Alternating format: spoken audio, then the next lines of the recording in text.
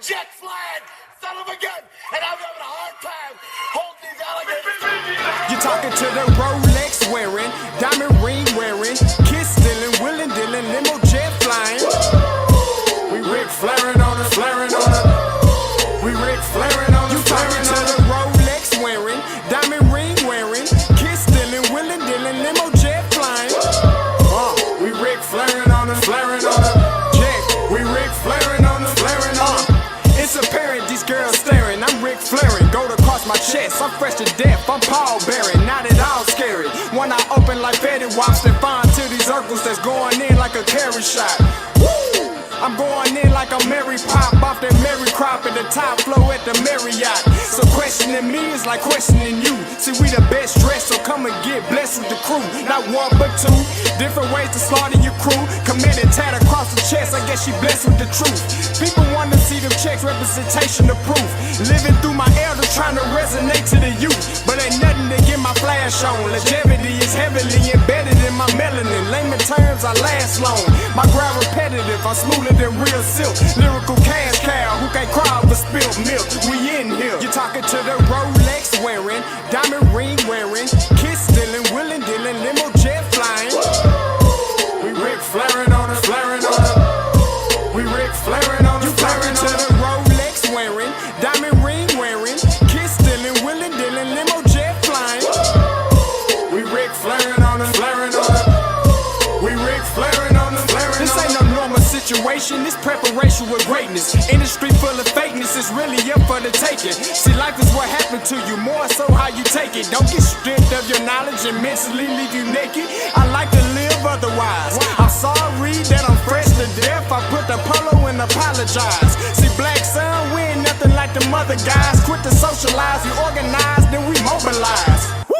Off the deep end like a scuba diver. And no confusion, just keep it pushing like Uber drivers. Woo! Business fresh just like a supervisor in a Gucci visor. Can't find a smoother rhymer. You're talking to the Rolex wearing, diamond ring wearing, kiss stealing, willing dealing, limo jet flying. We Rick flaring on us, flaring on us. We Rick flaring on us. You talking to the Rolex wearing, diamond ring wearing, kiss stealing, willing dealing, limo jet flying. We Rick flaring on us, flaring on us. We Rick flaring on us, flaring on us. Yeah, DQ baby. Shout out that boy Nigga for that fire track. Hey, Black Sun, sun up. What's up, Vinny Vegas? What in Vegas? Yeah. Shout out Pharaoh's Kids, D-Phase. Yeah. Bubba C. Yeah. Rick flaring on them. Rick flaring on them. Rick flaring on them. Rick flaring, sun up, baby.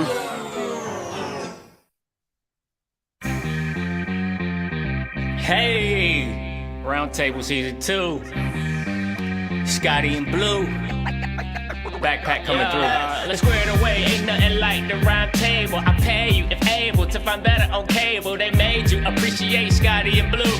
Football media, walking encyclopedia. Scott understand the Blue got the stats handy. Football, the topic around it, they ain't dancing. Stat sheet longer than Clifford Harris's rap sheet. He run a phone, see why you playing them that deep. Awkward silence, no need to be quiet. You know you saw the game, we might as well talk about it. Somebody caught a body in front of everybody. Pick six, cornerback out here committing robberies. How much you wanna bet we could cover the spread? 50 yards in the game, 100 after the catch. Throw it up if you want, I'ma grab it and flex. Season 2, Captain Pettier, still with the mess. You can move how you want, but we gon' move too. Round table with your boys, yeah, Scotty and Blue. Backpack. Poet. Let's go! I know it's been a long time coming. It is Thursday. It's the Roundtable. We back, Blue. Boy, Blue. Finally, man. Finally, man. I feel like everyone thought we were like a bad band breakup. Like they were just like, no more round table. Y'all ain't gonna say nothing. Everybody's hitting everyone up. Like, where's the round table at? I know, man. They were going crazy in my little Facebook group chat that I got for some members and stuff like that. But they was like, man, what around? I'm like, man, I'm like, our schedules is crazy, man. Blue being, Mr. ESPN all everywhere, you know what I'm saying? I'm traveling with my girl, man. The schedule's been crazy, but we here, we back. You know what I'm saying? It's not like Mike Reed where Mike don't go to no games. All right, it's different. Okay. I think I've been to more Jackson games this year than Mike has. We all have. We all have. You know what I'm saying? It ain't like Mike when Mike just be at the crib. You know what I'm saying? We be out here in these streets. All right. Especially my boy Blue covering all FCS. You know what I'm saying? It's a different life out here. But, man, let's get it, man. How was your weekend, Blue? Talk about your experience at Mercer, man. Man, it was fun. I've been to Georgia a lot. I've never been to Macon before. It was cool, but man, the campus was beautiful. I said on my stream, I think it's the best or the nicest FCS campus that I've been to yet. And I mean, for like an FCS PWI crowd, man, they were on point. I mean, it was homecoming too, plus senior day. I mean, they showed out. The tailgating scene was great. Man, they had a whole concert out there. I mean, everything. They had the whole rollout this past weekend, man. The game was great too, man. Furman's is different. The physicality in the line of scrimmage. I know that feels like a repeated topic consistently, but man, it really does separate the top of the FCS from the rest because the two defensive tackles and the offensive line just made easy work of Mercer. They were a little bit undersized at the line of scrimmage, but man, amazing time. Shout out to Bryce and the SID up there at Mercer, man. I had a lot of fun. Hopefully they get into the playoffs, but we'll see. We shall see. Look who decided to jump in here. Mr. I don't go to no games. Oh, man. But nah, man. And you're right, bro. I was just about to talk to Blue about what we're going to do for this offseason because recruiting season's coming up. You know what I'm saying? We did I think we did what was it? Draft what did we do last year? The whole signing day. We did signing day special. Oh man, that was crazy. We're gonna have to change that up a little bit. But we did a signing day special, so we'll be talking about doing some stuff like that. And man, listen, if you have not checked out my boy Blue's interview with Coach JB from Last Chance U, it's an hour of goodness. All right. It's an hour of straight laugh and goodness. And Coach JB being Coach JB, if you don't know what Last Chance U is, go watch it. He's probably the most iconic coach from that series next to the basketball guy. But great series, great interview with him, Coach Fred from Alcorn and everything like that. Awesome. All right, listen, Blue. Now, we're on the street. If you ain't SWAC because you ain't got a few of these on you. How to be SWAC. This is what's word on the street. It says get shiny helmets. All right. Good Morning America appearance, College Day appearance, beg for Heisman candidate consideration. All right. Smoke related song. Who want to smoke? Who want to smoke with me? All right. Beg for regular season game on network television. Beg for FBS bowl invite, and then be like Alcorn. Checklist on how to beat SWAC. That's what I've seen out here in these streets. I will say, man, rivalry week is my favorite week. Now, FCS is a week early than FBS, man, but man, Alcorn fans are on the next level with this. This was hilarious, and I can't wait because listen, Jackson State fans are just as petty. I'm ready to see what they come back with. I'm sure there's already something in the works, man. The SWAC like group chats and on Facebook and everything, man, those are the most toxic places on earth. Has to be. Oh, listen, man. I remember when I first got in this thing, I was all up in it, you know. Man, I was like, that ain't even worth my time, bro. I ain't even gonna lie. All I do is just scroll. Now I be like, dang, that's crazy. And I just keep it moving, man, because what happens is this. If you're neutral and you respond to any side, you're getting attacked. It's just you're about to be collateral damage in that whole, rivalry period and things like that. But that's not a pretty place to be. All right, let's get to this week 11 recap. Blue, any FCS recaps that you want to talk about before we get into the SWAC? Man, it was a big week all around. I mean, UC Davis over Idaho shook things up because now UC Davis controls their destiny. If they get a win over Sac State on the road, they are going to take an at-large bid from someone who really, really deserves it, and it is just, oh, man, it could really shake things up. Also, man, Sanford going into Chattanooga and putting on a beating on that, man. And Sanford is a team that was picked to finish 6th in their own conference, Scotty, and they're about to be a top 4 seed.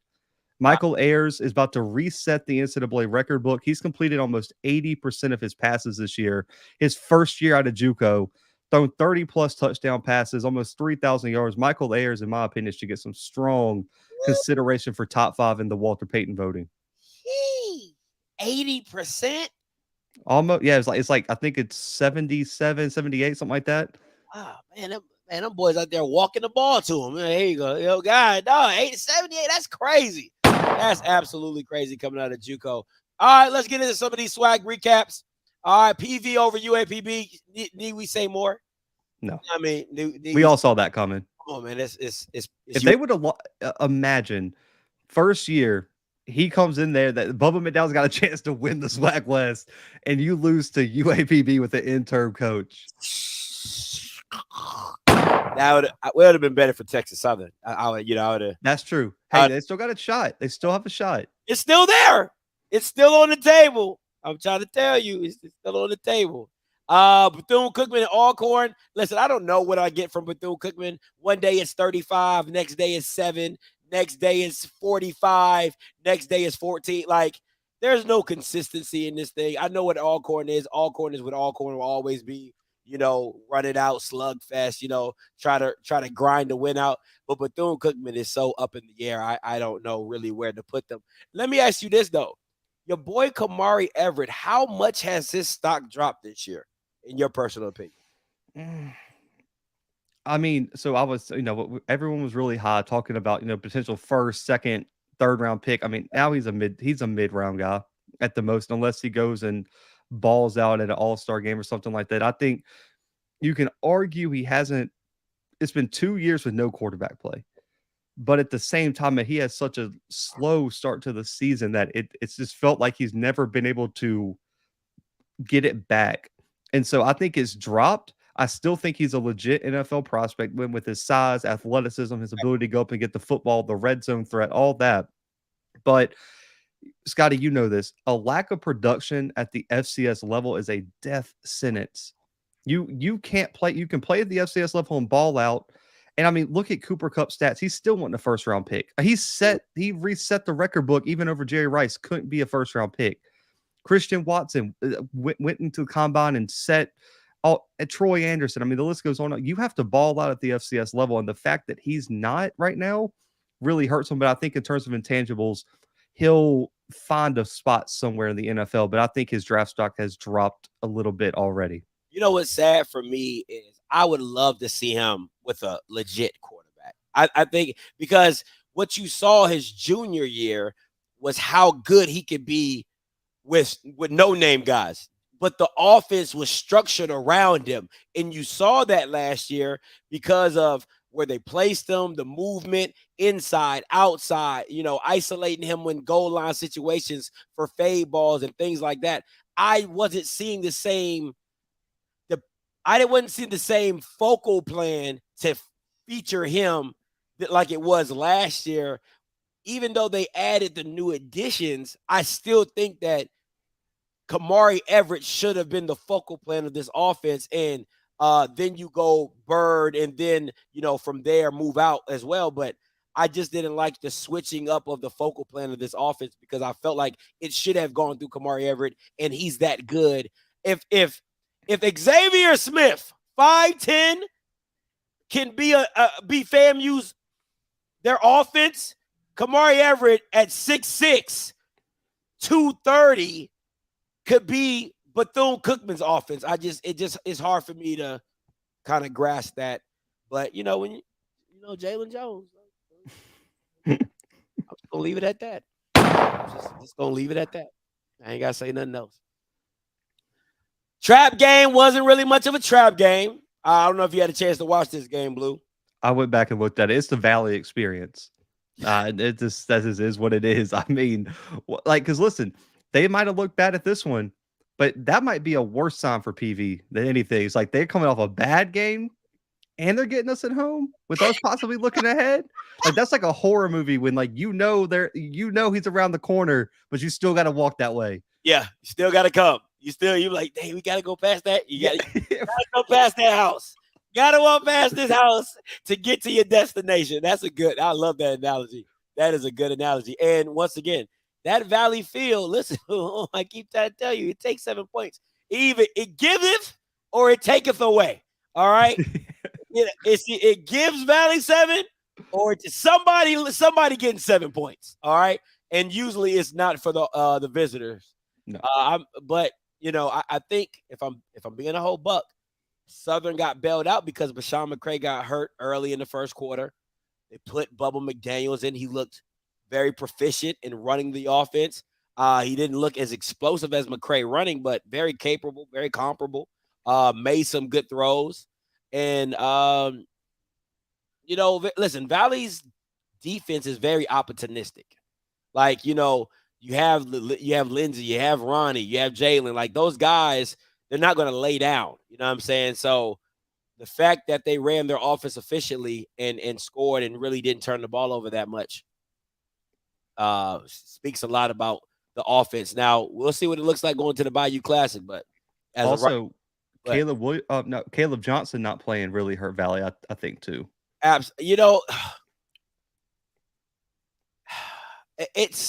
feel for Caleb because I'm like, man, it's all on you offensively because we know with them quarterback. Listen, bro, they playing Russian roulette at the quarterback position. I mean, whoever's hot, whatever guns in the chamber, whatever bullets in the chamber, it's just they throw some like names in a hat and just start picking people each week. No, per drive sometimes. Like they're just like, who's going out next? Like get your helmet ready. like the Bama wide receivers when Henry Ruggs and them were like trying to figure out what route they were gonna run. Listen, you got it. No, like the Spider-Man. You know what I'm saying? So it's sad, but it is what it is. Now, going to one of the most exciting games of the week. FAMU, Alabama State at the Gump. 15. This game was really 15-14. Let's not play. I mean, okay, 3-second run, but it's not like you did it to win the game. You already were winning. So it really was 15-14. Let's be real. FAMU, huge win, keep their playoff chances alive. But let's talk about your boy Demetrius Davis. Let's talk about your guy. Because I remember you said you were a fan when he got to Auburn. You heard some rumors that he couldn't throw it. I heard the same rumors when he got to Alabama State when he did practice, couldn't throw it. At your assessment over these 11, well, he's probably played 8 games. So over these 8 games, what do you see going forward and what do you see right now? He has to refine his technique. Now, the one worry I do have, Scotty, is where's his confidence moving forward in his throwing ability? Because that's tough. Like, regardless of who you hire as a coach, it's tough to get that confidence back in a young guy like that. And I think there's some things you can work on, man. Listen, the athleticism, never in question. Absolutely. The intangibles, never in question. It's just, if I'm Alabama State, I have to go out there and be like, okay, who is the best quarterback coach that we can afford and we can get to come here?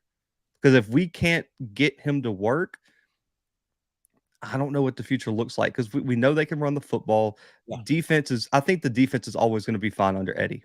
Just and Alabama State has been known to consistently produce good defenses. And so that's the one question mark. And they've been recruiting pretty well at wide receiver. You just got to get him developed. I think there's some things he can work on, but the overall upside, I think, is a little bit lower than I initially thought. But I still think he's a freshman or a redshirt freshman. You got plenty of time. I'm just going to need to see him take a next step as a sophomore. And if he doesn't, I think Alabama State's got to look elsewhere. I think you do give him one more year, though. Okay. I agree with the one more year. You're looking for that Ryan Nettles. Like, remember we were looking for that jump, that next step from Ryan, and he never quite took it, even though in the spring he looked damn good. And you're like, oh, man, I can only imagine coming back for another. And he didn't make that jump. And I think if I'm Alabama State, that sophomore year, you're looking for that jump. If that jump does not occur,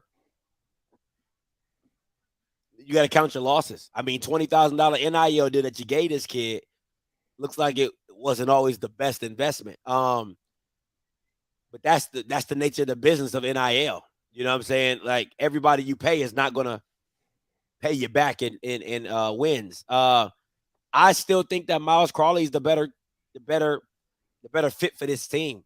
Does he get a chance because he didn't get a $20,000 NIL deal? No. But I mean, if it's about wins, I feel like that's what it is. And did Bubba get picked for? He's not even a senior. Yeah, I don't think Bubba is a junior. He's a junior. Yeah, he's not even a senior. So it is what it is. But you know what the FAMU fans really came for. That's what they're here for, Blue. They here to see the big brain walking encyclopedia break down the 0.005% chance that FAMU has going to the playoffs. It is all you, my guy. Now you're gonna need a lot to happen to get in right now. I mean, listen, tonight, I know you're watching us. Get your smartphone, get your laptop. You better turn on the Southeastern Louisiana game and become the biggest Nickel State fan of all time tonight. You better be rooting for Nickel State tonight in whatever rivalry game they're playing with Southeastern.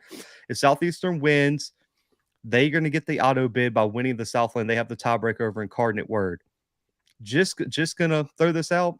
I ain't got no shot to beat Incarnate Word in the playoffs. Incarnate Word is going to be a seed. They're going to be in at large bid, though, and that takes a spot away from FAMU, where Southeastern Louisiana, if they lose tonight, would not get in otherwise. Also, they're going to probably have to hope Mercer gets the break speed off of them this weekend by Sanford, because then Mercer drops out of contention, in my opinion, for an at large bid, and that will definitely help them out. And then also on Sunday, if I'm not mistaken, the OVC will be live streaming the coin toss to determine the auto bid for the OVC. And if UT Martin wins that coin toss, FAMU's chances go down to like negative, because UT Martin's going to get the auto bid. SEMO's got a better resume than FAMU. SEMO's getting in, but if SEMO wins, UT Martin does not have the resume to get in. That opens up another spot for FAMU there. And also, you're going to have to hope Montana doesn't get in. It's going to be tough to make an argument if they either win this weekend and or compete with Montana State that FAMU belongs in over them. And then also, if UC Davis beats Sac State, just go ahead and pack up the offices. There's no shot, because UC Davis is taking everyone's spot, and it's going to be an absolute disaster to look at the bubble if UC Davis ends up beating Sac State this weekend. So those are all the different scenarios, and you also have to look at, are they going to pick FAMU over Fordham?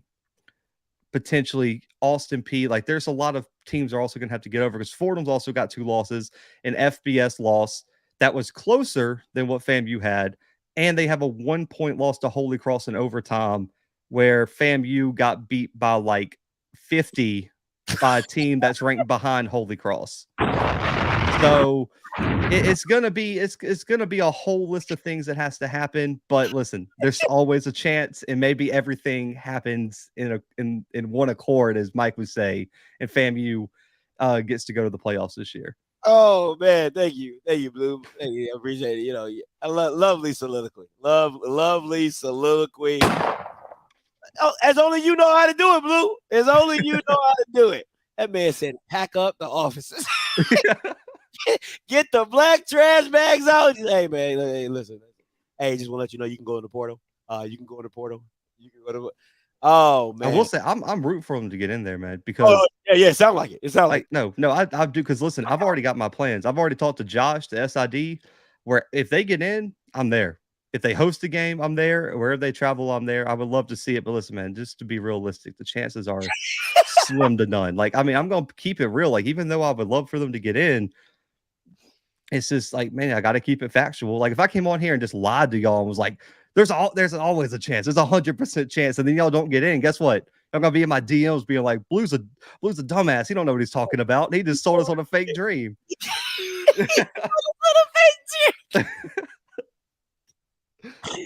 Oh man, you would be a HBCU fan. That's what that sounds like. You know, the belief. It's all about the belief.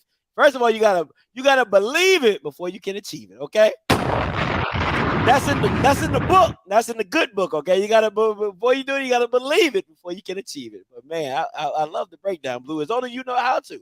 The walking encyclopedia. That's what you do, my boy. That's what. Well, that was your answer. So just snippet that, upload it to wherever you gonna upload it. Twitter, Facebook, stream, groups, FAMU alum page, whatever you want to take it. Take that, and then everybody understands what needs to happen. All right. So we'll be on playoff watch for FAMU. All right. Playoff watch for FAMU. Sunday, ESPN, I think 2 or something like that. It's going to be on ESPN on Sunday, Selection Sunday. So fingers crossed till then. Oh, man. All right. Redemption game. Now, let me, this is I called it a redemption game. I felt they had I felt they redeemed themselves. I'm not going. I didn't think the game was as bad as people thought it was going to be. I thought they played damn good. I felt as though, as I've said earlier, that the coaches put the players in position to win. The players didn't show up, in my personal opinion. Blue, if you got a chance to watch this game, what was your opinion about it? Yeah. This was one of the first games I got back to the hotel, and I was on this one because I looked at my phone at one point. It was like the A&M was up 10-0 or something like that. I was like, wait, this got to be a typo. It was 7. It was 10-7 or something like that. I was like, there ain't no way, because I didn't think they was going to score 10 points. To be honest with you, I was like, no way in the first quarter. Because I was at the Mercer game, I was like, man, can we pause this game? I got to make sure my phone's okay. But no, I thought A&M. Listen, man, Eaglin did his thing. Like, you got to give it to him. I think he's the first running back to hit 100 yards against Jackson. I don't think he got 100. I think he had 80. I think he had like 85. Oh, according to the Jackson website, it says he got 100. I know. When I looked at it the other day, maybe they updated it, but listen, he played a hell of a game. And you look at the running backs that they faced this year that they've shut down, from Terrell Jennings to Devon Starling to Maurice Washington, who I think Hugh kind of took him out of the game, but just moving down the line, like the Campbell running back crew. I mean, he is one of the only running backs that really kind of got off against the front seven. And on the other hand, though, their secondary, man, it was just the one thing I said on my show is, if you're going to beat Jackson State, explosive plays are your worst night. I mean, every time A&M had a little bit of momentum, it just seemed like Shador hit him over the top with something. Yeah. Like, the one thing you cannot do is allow Jackson to get over the top, and they consistently gave that up. And I felt like you need the momentum on your side, and when that happens, it takes all the wind out of your defense, and then your offense already knows it's not playing very well, and they don't really have a quarterback that can do the same thing. Yeah. And it's just hard to overcome that. But also, I think the other big thing, man, I went back and watched. I kind of looked, man, just, you could say what you want on like who it favored more, but man, the refs have to get better on both. Like, it is to the point now where it has become like a critical problem. Yeah. I don't understand, where are they finding there has to be a better referee crew than that. Like, because I don't know, Scott, if you went back and listened to like the broadcast, the announcers were confused for like 80% of the game. Wow. They were just like guessing penalties at this point. Like, they were just like, I guess that happened. Or like, and then like the refs didn't understand sometimes like what happened when they called a penalty. They didn't understand like how it affected the game, like how far to move the ball back necessarily. Like, it was just a consistent lack of communication, and it was embarrassing, to be honest with you. And there's FCS referees have an issue, but man, it seemed like this game they just picked a bunch of random dudes and just put them out there in ref uniforms and then just gave them like a little rule book before the game. It was horrible. But for Jackson, man, the number one thing is, I know Prime said it, got to get down. There's no reason Shador should be taking hits like that. Yeah. Get down. Like, it wasn't a crucial moment where it was first down or you lose the ball, or if going for the end zone. Like, man, just get down, and your offense has been running the ball effectively. You guys have been throwing the football down the field well. Why are you taking hits for what? Yeah, that's real. It's just unnecessary, in my opinion, regardless of what. I think Prime echoed that in the press conference. Is like, man, we're going to teach him how to slide. And I think he learned his lesson to slide, because, I mean, he took a shot, and he's taken a few shots because he hasn't got down. And that's going to be one of the big things moving this weekend with an Alcorn defense that has some big hitters. better get down if you get out of the pocket. Yeah, and I honestly, sadly enough, that's actually one of the reasons I admire about Shedeur is that he's willing to go get those tough yards. Like he like it'd be like 3rd and 4, and instead of him sliding at like on the 3, he'll put his head down and he'll get you 4, 5, 6 yards. Like I've always admired that about Shedeur because a lot of quarterbacks they play really dainty. And Shedeur looks dainty. Like you would think because he's a Sanders, he's dainty. But when he's out there trying to go get it, he'll go get it for you. If you need 9, he'll get you 11. And it'll be an ugly 11. You know what I'm saying? He might put his shoulder into you. He might reverse back and push it back. You know what I'm saying? But I really admire that about him when he plays the quarterback position is that he's not scared to put his head down and go and extend the drive for his team. So I get I like that. No, I feel you. Like I respect it, but in those moments, like when we need it, go get it. No, bro, it's when did he get hurt? Like the 3rd quarter, games in hand, like there's no reason. Because what happens, Scotty, if he's out for the season, the whole season changes for Jackson State. Like that's a player. Like there are certain players on every team in the country, regardless of the Alabamas, the Georgia, like it doesn't matter. There are players on teams that if you lose, the season immediately changes, and that is Shedeur. You cannot lose Shedeur in that situation. I just think, now I'm sure it was echoed, but for me, that when I heard he got hurt, I was like, oh man, I wonder if he was, it was a crucial play. He was going for it. Dude, it was like the most pointless play to take a shot like that for it. No, I agree. No, I agree. You know what I'm saying? But you know what I'm saying? I guess what do you say? You live by the sword, you die by the sword. You know what I'm saying? So it's just that's in it. Surprisingly, that is in his DNA. And I mean, when you got a quarterback that's willing to put it all on the line like that, you know what I'm saying? Not in that scenario, you know what I'm saying? But going for the 3rd and 4, going for the 3rd and 3, and putting your head down and going to get it, it really rallies your troops. But that team looked completely different when the backup got in. But most teams do when their backup gets to the game. But, I'll say this, with all the underlying tension between Deion and Maynard, I have to say I was really surprised about how Maynard's team responded to this game and how well they actually came out and fought. I was really surprised. The execution wasn't always there, but man, the game plan, they had a great game plan that just wasn't executed as best as they could. But you know what I'm saying? You see the coaching, you see the coaching chops with Connell Maynard for a game like this. We both agree though. The quarterback next year for A&M is not on the roster, right? No, it's not. It's not. Unless it's that kid from Cali, the 3-star they got that they just kind of put in. If he develops, it was freshman. Oh man, yeah, he's a true freshman. Yeah. Possibly him. And he might not have been ready to play this year. I mean, he could emerge, but I got a feeling they're gonna be in the portal really hard. They got to. You got to go find somebody. It's either one or two things for me. And I think this A&M has to get out this mindset of just because you drop down from Power 5 that you're a player. A lot of to me, I need to go get somebody that's proven. You know what I'm saying? I gotta go if it's going to D2 and getting a quarterback and pulling them up, or going to a JUCO guy that is produced, has won games, can run that style of offense, bring him up. You know what I'm saying? It got to be somebody, but I got to go find somebody. I just got to. You know what I'm saying? And I think that finding the right guy that's able to produce and has produced at whatever level is probably their best bet, because any Power 5 guy that comes down, he ain't come down because he was playing. You know what I'm saying? I mean, you don't get Dallas Daniels at A&M. You know what I'm saying? Where you're a grad transfer successful at Western Illinois, and you going, you staying in the FCS realm. You usually want to go up. You know what I'm saying? If you've been productive like Dallas, you get what I'm saying? So it's just those type of things you got to look out for. But listen, like JB said it. I got to blow myself up for this one. I was so glad, and I'm telling y'all, if you haven't watched the interview, I was so glad when he said it, because I got so sick and tired of people saying Deion's class. Deion, I'm like, bro, he can't get everybody. And JB said it. There's talent.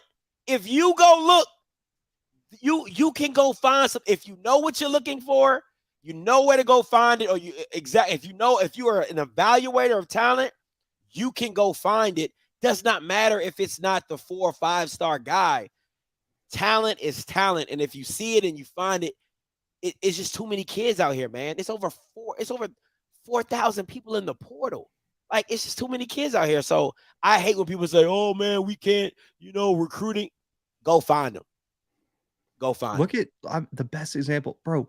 Incarnate Word went in conference and got a quarterback who threw 16 touchdowns and 11 interceptions last year for 2,000 yards and turned him into a 4,000-yard passer with 45 passing touchdowns and 3 picks. And someone told me behind the scenes, Southern didn't want him. Southern looked at Lindsey Scott's film and said he wasn't good enough to play there. Say that again, Blue. I've had multiple Southern people tell me that they decided that Lindsey Scott wasn't good enough to go play there.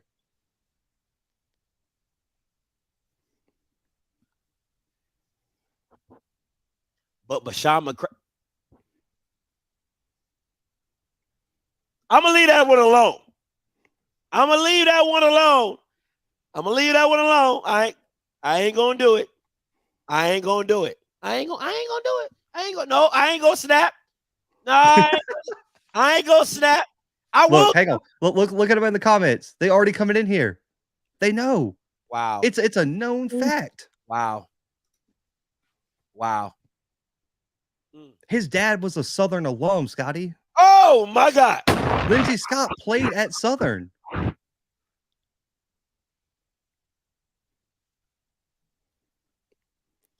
But you went and got the converted wide.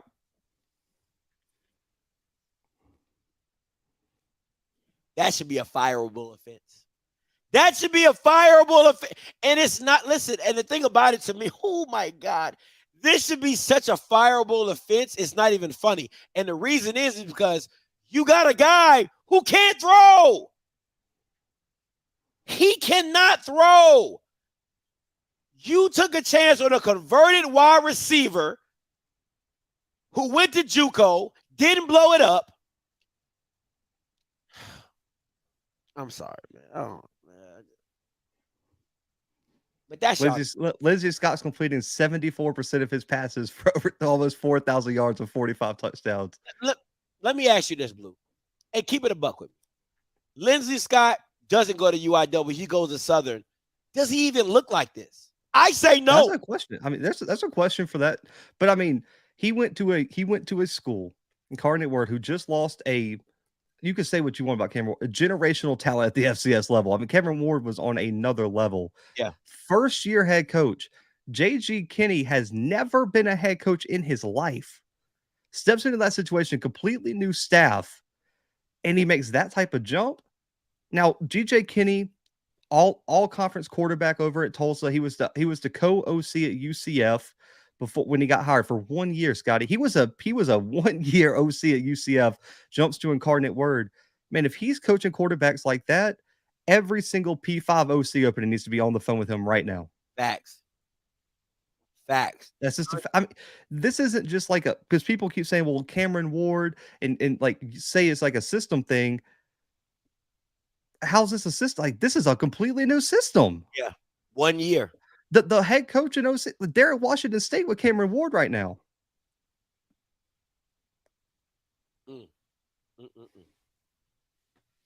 And didn't want him? But that tells me you can't develop. And I'm sorry. And it's the same thing that JB said. If you know what you're looking for, you can find talent. No, bro. Hey, no, he's right. He's right. Lindsey Scott wasn't good enough for them. It's all good. We'll just keep it moving. He'll just win the Walter Payton. It's the same thing with FAMU and Oladokin, but that was an administrative. But that's an academic issue. That was an academic thing. It's just missing out on you're missing out on a game changer. Like, that's what you're missing out on. You're missing out on a game changer. And what we've always said about the SWAC, if you don't got a quarterback, you ain't got a chance. Mr. Campbell said, this is about who has a quarterback. Who has a quarterback? Wow. That one's going. I ain't gonna forget that one, Blue. I ain't even gonna hold you on that. I ain't even gonna hold you on that one. I ain't even gonna forget that. But you know who do got a quarterback? Andrew Buddy! The flu game. The flu game. The flu game. Flu Gazy. Andrew Buddy got 20. Andrew Buddy's a quarterback. Yeah. I mean, it's not much to say, you know. Isaiah Hamilton, though. Oh, freaking, like, come on, bro. You know, people are gonna crush me for my opinion about him. You know what I'm saying? Because I feel a certain way. I think he's the best corner in the SWAC. That's just my personal opinion. Teach his own. But yeah, that kid's special, man. He's special. And just like Andrew Body's special. He's a sophomore, too. Crazy. A sophomore. Crazy. He's got 2 years, bro, because he ain't leaving early. Like, no one in the SWAC is going as a junior. No. Unless Travis, maybe, but no one in the SWAC's really going as a junior. Man, that's crazy. 2 more years of him. And I mean, Grambling, on the other hand, okay, I've said this on 2 shows now, Sky. We're gonna have a real conversation about this. Uh-oh. At what point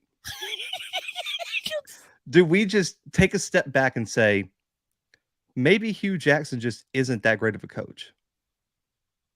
Like, just because you got an NFL job isn't enough for me. You went like 1 for 31. You've never really been a head coach at the college level. If next year he doesn't win, will that be enough for everyone to say maybe he just ain't that guy? Nah, I wholeheartedly agree with you. I wholeheartedly agree. And the thing about it to me, and I know you're gonna jump on my case when I say this, the fact that you kept playing Quintarius Hawkins, when I mean, like, the eye test tells you he's a walking turnover. Every time he steps on, guess who threw the interception to Zay? Quintarius Hawkins. Guess who started the game? Calvez. So you have Calvez play his minutes. You put Quintarius in. He throws the interception that goes for. I keep telling people he's a walking turnover. And if you're the QB whisperer, the QB guru you say you are, how can you not see the talent and say, you know what? He's just not it for me, and just ride out. CL. Nick Saban won a national championship at LSU before he went to the NFL.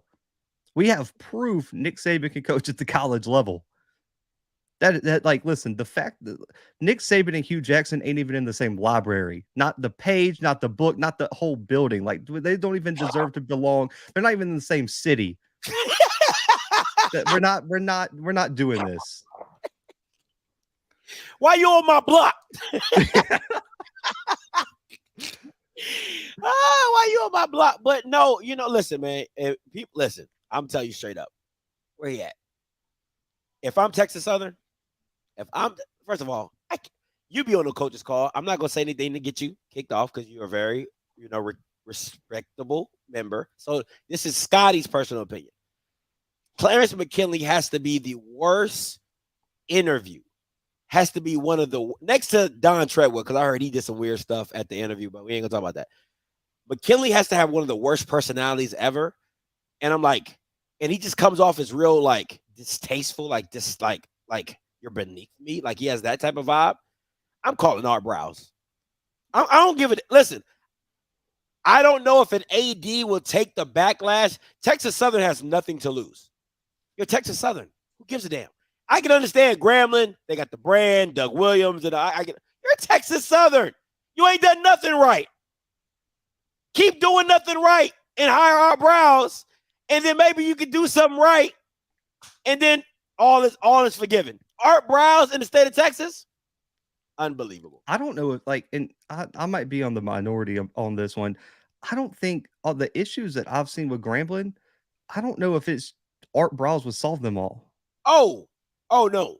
Oh, well, I know, but yeah, like, no, Okay, so I don't. So I don't think they win the SWAC West with Art Browse right now. With how, because you could say what you want. I'm sorry, in my opinion, I just don't know if you have a really great quarterback on there. Like the freshman has room to improve, and I think he's going to be good down the line. He's not a SWAC championship quarterback right this second. Well, the thing I wanted to say to you though, Blue, if you have an Art Browse, think about the quarterbacks that are open up to you because of that.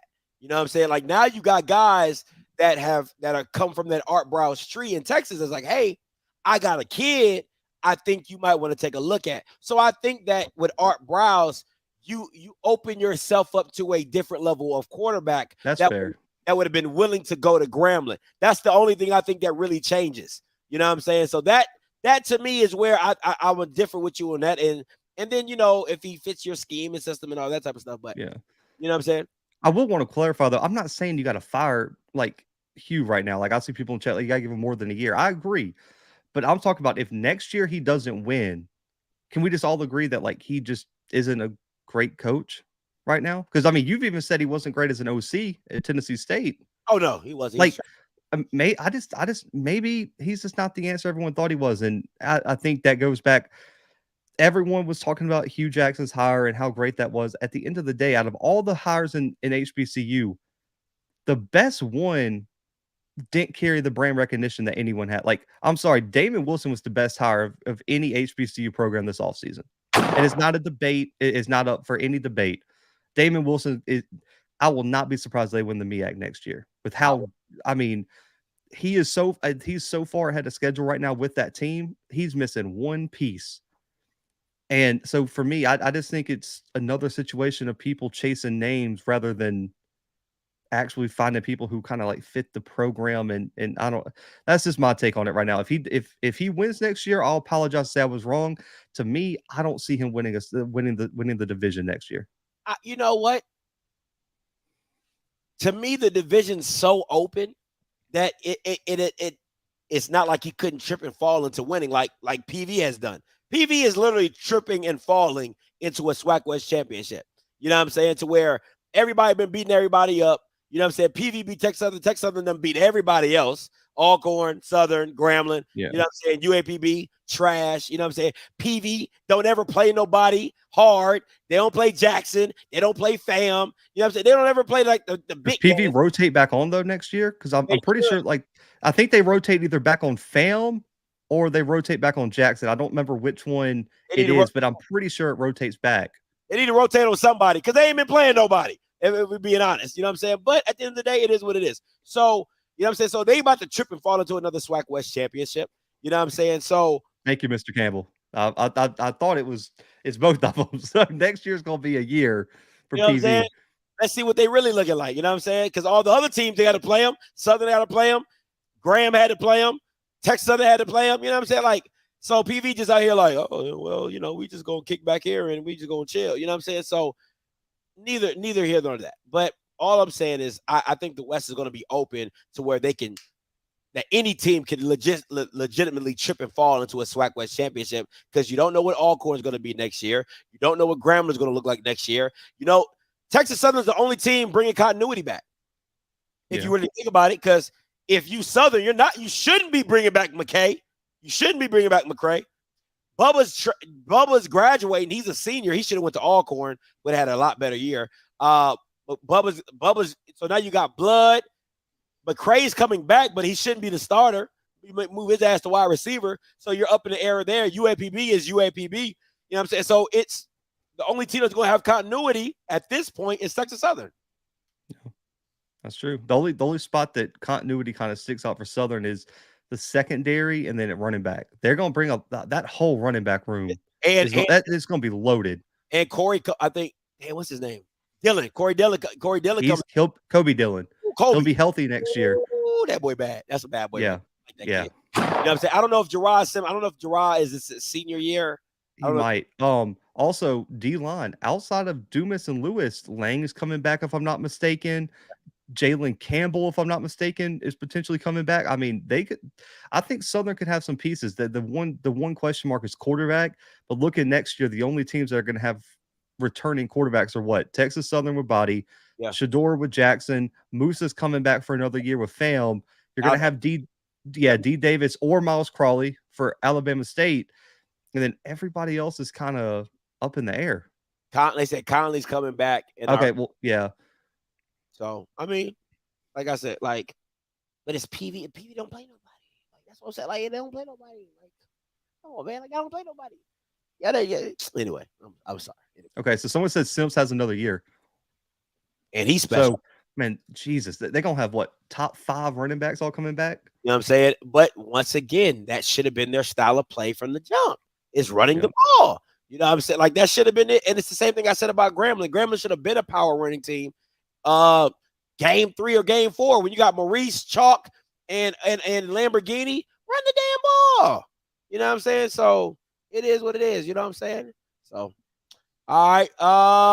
Let's go to a little team MVP. All right. Got team MVPs. Got the SWAC West. All right. Okay. I'm gonna start it off. Need I say more of who's the team MVP of Texas? Andrew Buddy! I did not pick him. What? I picked Zay. Oh my gosh, bro. Come on, man. Stop playing me, bro. Zay's gonna be first team all SWAC, or should be. Andrew was not gonna be. Nah. Zay has the highest coverage grade in the entire SWAC right now. Okay. I go Andrew Buddy. It's all. Listen, DBs don't win games, man. DBs don't win games. Oh my lord. DBs don't get wet. If you picked all quarterbacks, I'm cutting the stream. It better not be all quarterbacks. I'm just saying DBs don't win games. I'm just saying DBs don't win games. All right, Southern, what you got? This one was tough because they've been atrocious at some positions. I went with Corian Harris at safety. I went with Corian. I went with Corian too. He's the unbendable. He's been great for them, and he potentially could work himself into a draftable spot. I'm interested to see because he can play corner. This is his first year playing safety. That kind of versatility could potentially earn him a spot. Absolutely. Yeah, I definitely agree with you. I went Corian Harris for me when I saw Southern. I didn't think nothing else. Nobody else really jumped off the table for me. So Corian Harris. For UAPB, I'll drop this one. I went Britain. I did too. I went Britain. Skylar Perry just wasn't doing enough for me. I went Britain. I think the kid's special, man. If he could get some time, if he can get space and he can get some blocking, that kid's different. So I definitely went Britain for UAPB. All right, Blue. PV, what you got? I went defense again. I went Keyshawn Johnson at linebacker. And leads the team in tackles for loss, tackles. He's been all over the place. And PV's defense, you could say that they're not perfect, but they've been the reason they've won multiple games this year. And I think PV, in my opinion, has relied on their front seven a lot, and Keyshawn Johnson has been a key piece in that. So I like Keyshawn Johnson here as the MVP. I went Connolly. Connolly. Yeah, I'm not a fan, but I think he's solid for them. And a lot of games that they were in was because of him. If it wasn't for his legs, if it wasn't for his arm, like he's not a typical quarterback. Like, he's going to drop back or whatever. Same thing with like Andrew Body, but the kid gets the job done. He got wins, like at the end of the day, he got wins. So I went Connolly for PV. I did. I went Connolly for PV. Grambling. Oh my gosh. If I'm being honest, okay, let me break down my train of thought. I couldn't go Maurice because he didn't play enough. All right. Yep. So if anybody was like Maurice, he didn't play enough. Can't go quarterbacks because neither one of them are pretty good. So that led me to defense. So I'm like, defensively, it was between your two linebackers, Jordan, and then the other guy. I went with the other guy. I thought he had more of a consistent, 44, 45? What's his are you talking about Lewis? Yeah. Lewis Matthews. That's who I picked. Yeah, I went with him. I think he was just more consistent than Jordan, than Reed was. So I went with him for my MVP.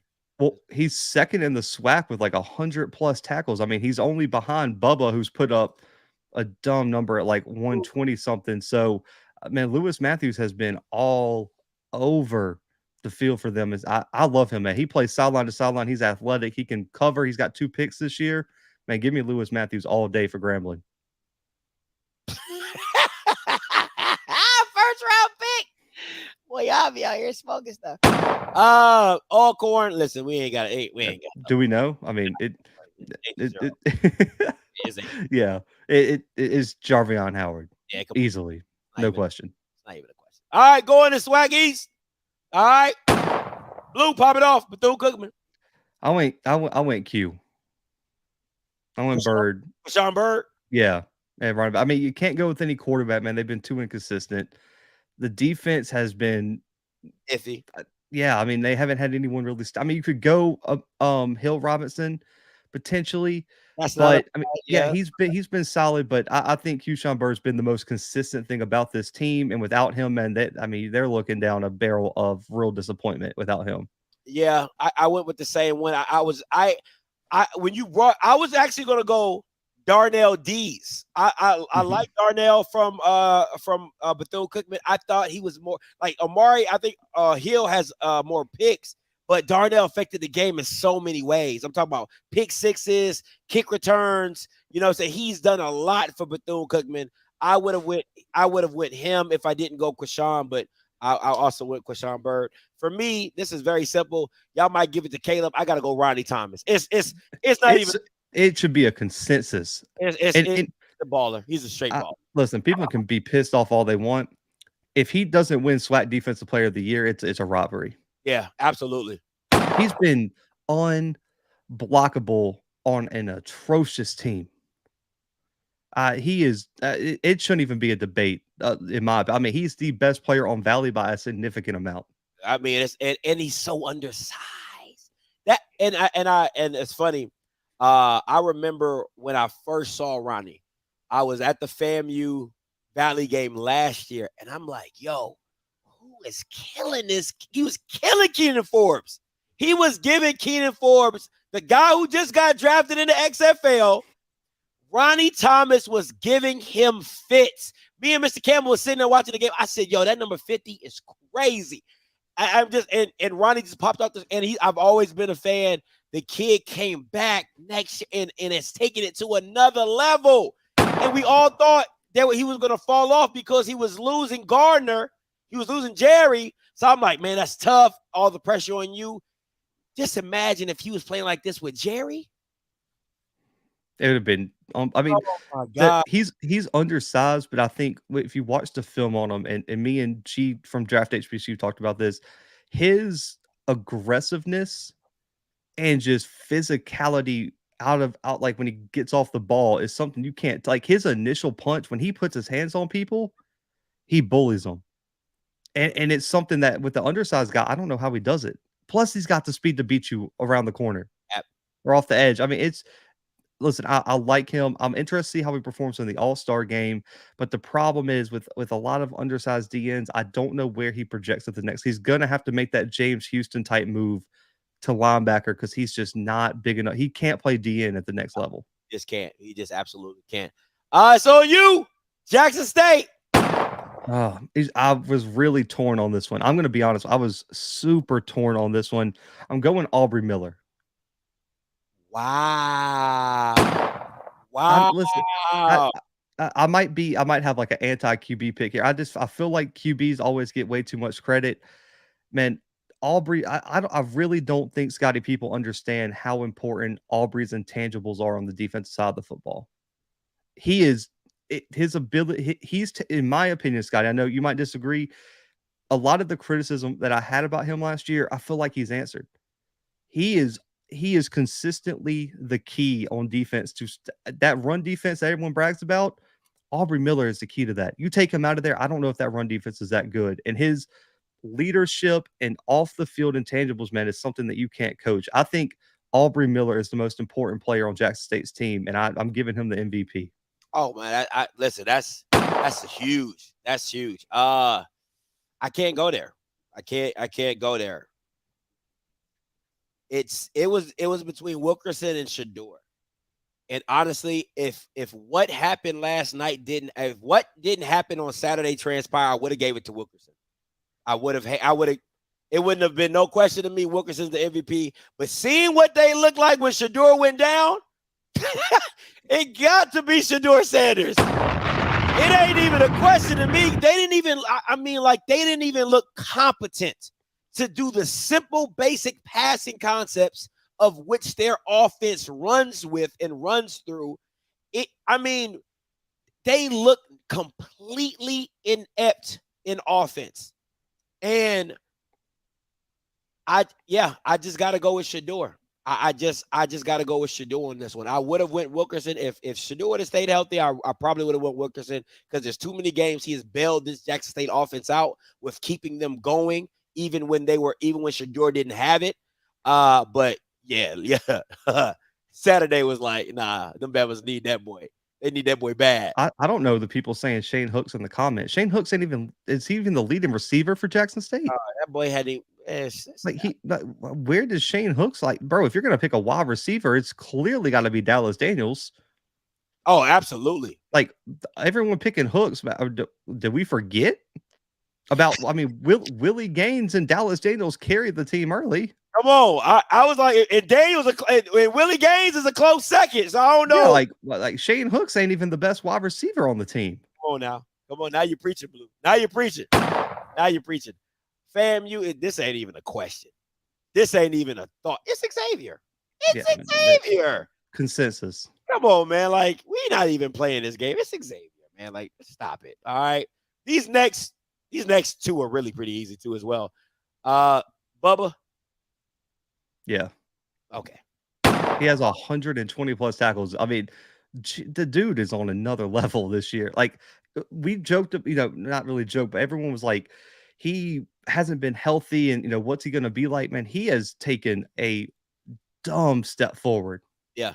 This year. And he's still got, if I'm not mistaken, he's still got another year. He got 2 years.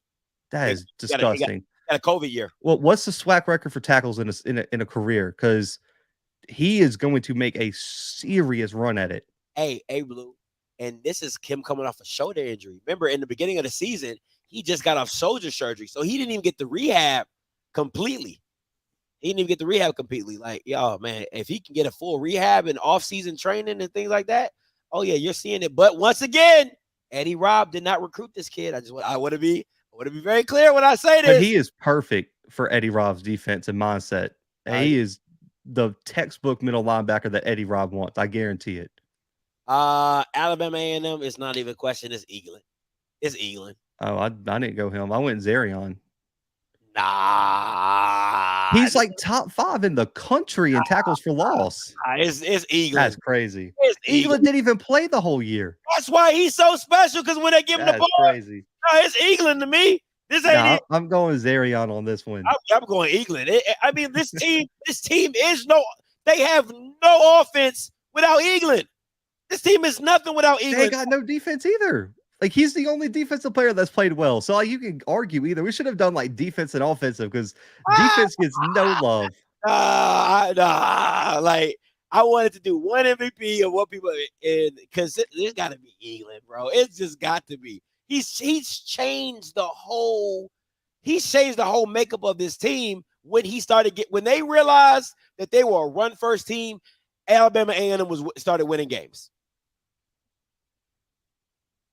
And Zarion's been hurt too. He's been hurt some games. Oh, I agree. But he's still top 5 in the FCS in tackles for loss while missing games. That's fair. Okay. I'm an Eagle guy. You know what I'm saying? I thought it was pretty simple. You know what I'm saying? So, pretty simple. All right, listen, let's get it. Week 12 games. The trap game of all trap games. They got to come past that street, Blue. They got to cross the block before they get to that destination. Talk to me. Man, this game terrifies me. If I'm PV, I am terrified of this game, especially because you want to run the football and the strength of Valley is in the front 7. Yeah. That is a terrible matchup. And football's all about matchup. So it's going to come down to whether Conley can take advantage of the secondary of Valley. And also, is Valley going to be able to put up points? We've seen them. We saw them put up 30 on A&M, but we've also seen them kind of disappear. And PV does not have a slouch defense. PV will shut it down if you aren't executing on a high level. Because of that, Scotty, I'm riding with PV in a close one, but I think it's a struggle win all the way. I agree with the struggle win. And if I'm Valley, I'm actually going with Jamari Jones on this one. I think he gives you the better chance to win. I'm not a Jelani E. Listen, I've been on that kid for a long time. I liked what I saw from Jamari Jones when he played against Jackson State. Threw a damn good ball, ran it hard. I still don't think he's a quarterback, but I think he gives you the better chance to win, in my personal opinion. So I would go Jamari Jones in this game. Listen, man, PV does nothing special, bro. It's base, but they just listen. They're just better. They have more athletes. They have more talent than Valley does. It's just that simple. I got Valley. I got PV. I would love for Valley to win this one. For my boy Andrew Body can sneak in, but I got PV 21-14 or 21-17, somewhere around there. But yeah, I agree. I think it's going to be a tough win. But listen, Valley can catch you slipping, man. Valley can catch you. That's true. They can catch you slipping. Ronnie Thomas and those boys, they can definitely change up the game.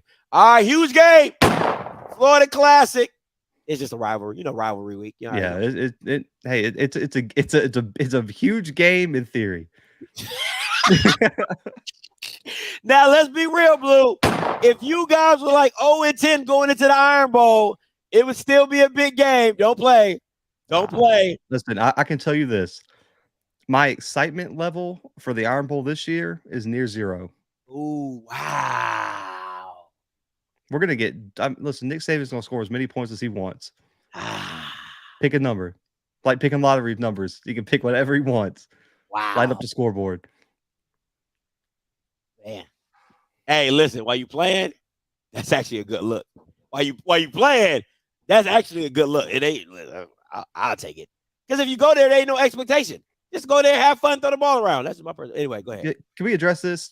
Statistically, Texas Southern season is not over. So someone DM'd me, Scotty, and I broke down the tiebreaker scenario. So head-to-head does not count in a three-way tie.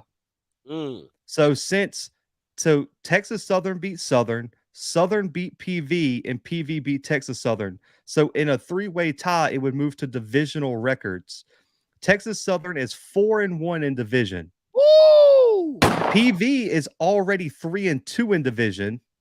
And so if Southern beats Grambling, they'll be 4-1 in division. So if PV loses and Southern loses to Bayou Classic, Texas Southern.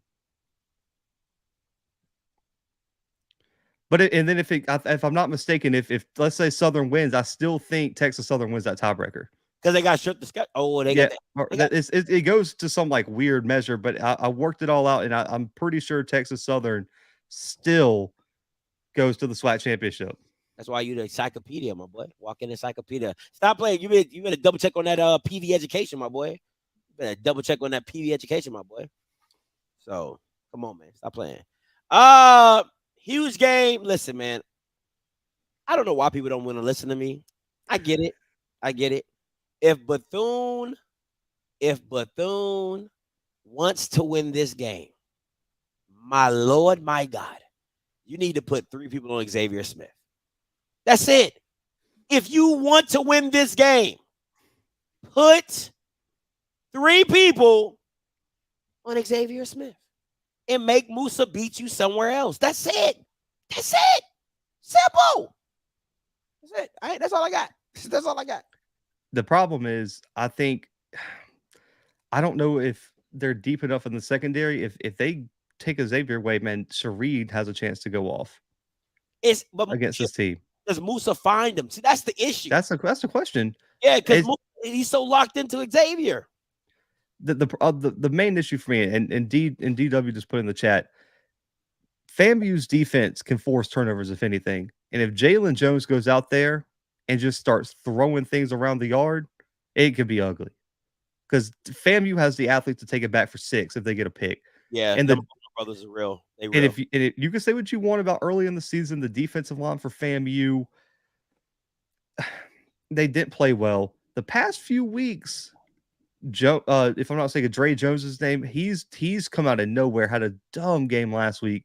Isaiah Land's been playing better. Gentle Hunt, man, that front seven has been playing a lot better. And I love Isaiah Major. I think FAMU I think they run away with this one, Scotty. I think just like they did last year. I don't see anything about Bethune that would worry me as a FAMU fan, other than history. And history doesn't dictate this year, man. I honestly, if Jalen Jones could get his feet going and with Kashawn Bird, I think this game is going to be a lot closer than what people want to believe, because I think FAMU is not as good as they were last year, and that game was pretty close until they blew it. Like the turnovers, and it kind of like the momentum snowballed on Bethune, and it got away from them. I think they got more talent on this Bethune team than they did last year, and I think FAMU has a lack of talent that they did. I think this game could really go either way, even though I think FAMU is going to come out with the win. I just don't think it's a runaway by FAMU, because they haven't had many runaway games. But I do think that they're a solid team to withstand, that team trying to break through. Listen, man, them Bowler brothers, Kendall Bowler, dog, He's a problem. dog. He is a monster. Like, I'm like, all you see is 3 everywhere. Like, you're like, bro, like, how can this Bama be everywhere? You know what I'm saying? So he's different. You already know what you're getting from BJ. You know what I'm saying? Like, I don't even know they safeties, because that's all the safeties don't even have to really dictate anything, because it's really the DBs that dictate most of this coverage. So I got FAMU winning. I'm going to go 28. And people going to say, Scotty, I'm going to go 28-17. I'm going to go 28-17. No, I think for me, I think it's going to be, because Bethune's defense is so bad, and I don't see them stopping Musa or Xavier, and I think FAMU could actually run the ball against Bethune. I would go more FAMU, probably. I would say 42, Bethune 13. Nah, I can't do it in a rivalry game. And they got beat by what? 40? That team was different last year. Come on, bro. Blue, Savion, Isaiah. I got you, but I just East. I mean, bro, they had. Come on, bro. Like, the talent was just through the roof. And if FAMU loads the box, puts 8 in the box, and it says, Jalen, you better throw it, you got any trust that he can pass the ball?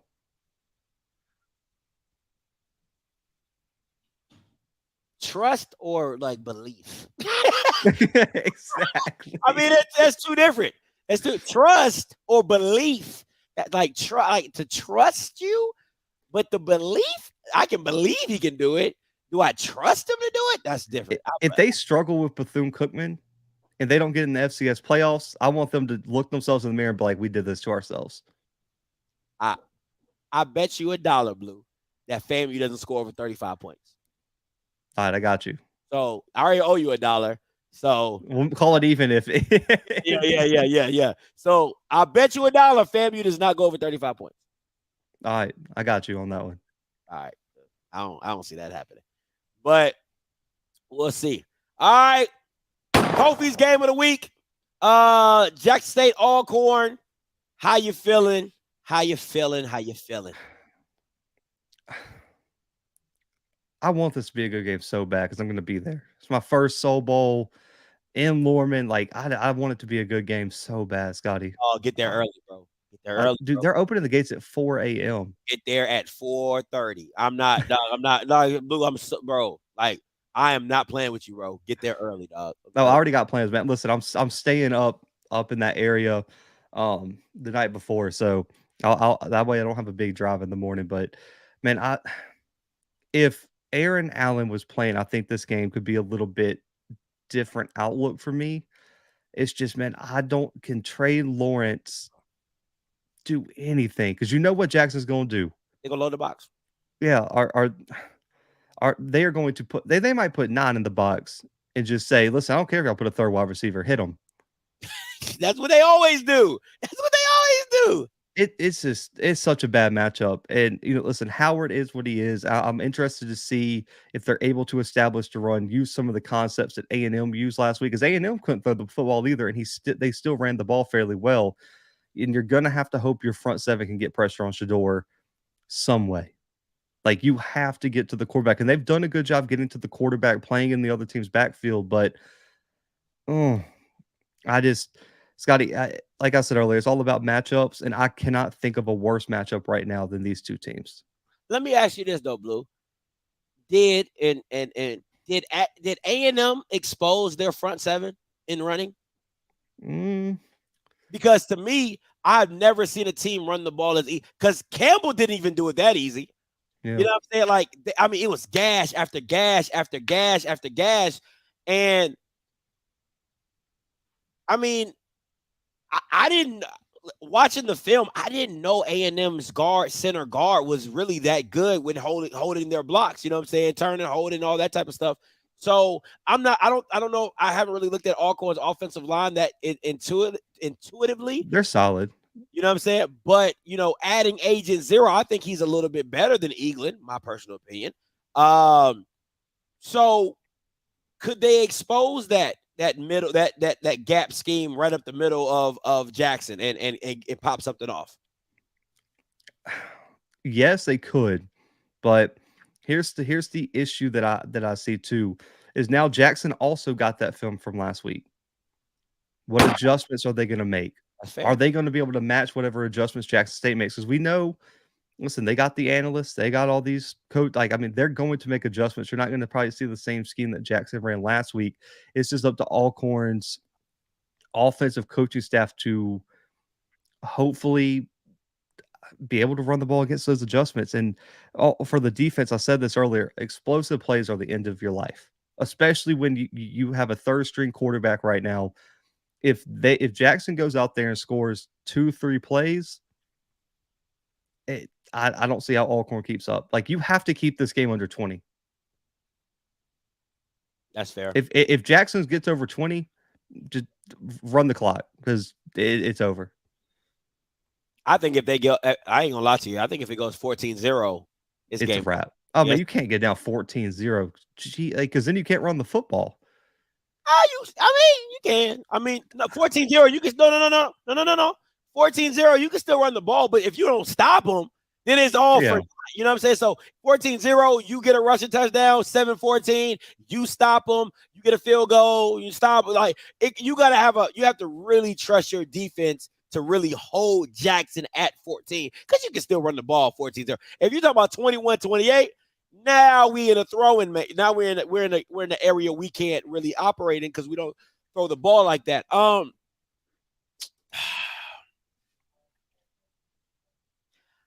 If I was Alcorn, one, I don't trust Elliot Rotten. Okay, that's one. I don't trust him. But two, what I said was, I would do a lot of Wildcat. I would have Nico. I would have Jarvion, CJ. I want my best players on the field a lot of the time. So, I want Nico and Jarvion on the field at the same time. I want CJ Bolo on the field. Like in certain situations, I think, oh man, this right here, that's what really worries me. I'm sorry, I had to stop my whole soliloquy. This right here, that could be the game right there. I ain't even gonna hold you. And Blue, you seen it. You seen it first. Yeah. You know what I'm saying? That really could be the game right there. I talked about it on my show. Like, the worst possible thing you could do is give Jackson State good field position consistently. If they move the ball so well from the 20 to the 20, if you give them the ball at the 50 or the 45, it's a wrap. Because they only got to get a few yards, because Mata's solid at kicking field goals. Like, you're giving them free points. And then also, if you're getting no hang time on those punts, we do know that those return specialists can be explosive. We've seen it happen against Alcorn on kickoffs, punts. Like, you cannot give them short fields and allow the special teams to change this game. And that's a huge concern for me coming into this one. I'll tell you one thing. I ain't even gonna hold you, Blue. I would be doing a lot of pooch kicks. I would be doing a lot. Like, I ain't even gonna hold you, bro. I'd be doing a lot of pooch kicks. I would have my quarterback or maybe a running back there who used to punt back in the day, you know what I'm saying, just to give it a different look so you can't set it up the way you want to set it up. And I would try to do so. This to me is where coaching really comes into play, because you have to know your weakness and know I can't let my weakness be the deterrent for my team. I have to cover it up as best as I can with coaching. So if you know special teams is a problem, well, I can't just line up here and do a basic punt. I can't line up here and just do what we've been doing. Why it hasn't been successful. So I might have to do some pooch kicks. I might have to do something different. I might have to go forward on 4th and 2 and 4th and 1 when I wouldn't normally do that, but I have to because of my team. You know what I'm saying? I loved Maynard on the opposite side of the 50, his first drive, 4th and 2. He went for it. He said, I wanted to show my team I came here to win. And I love that.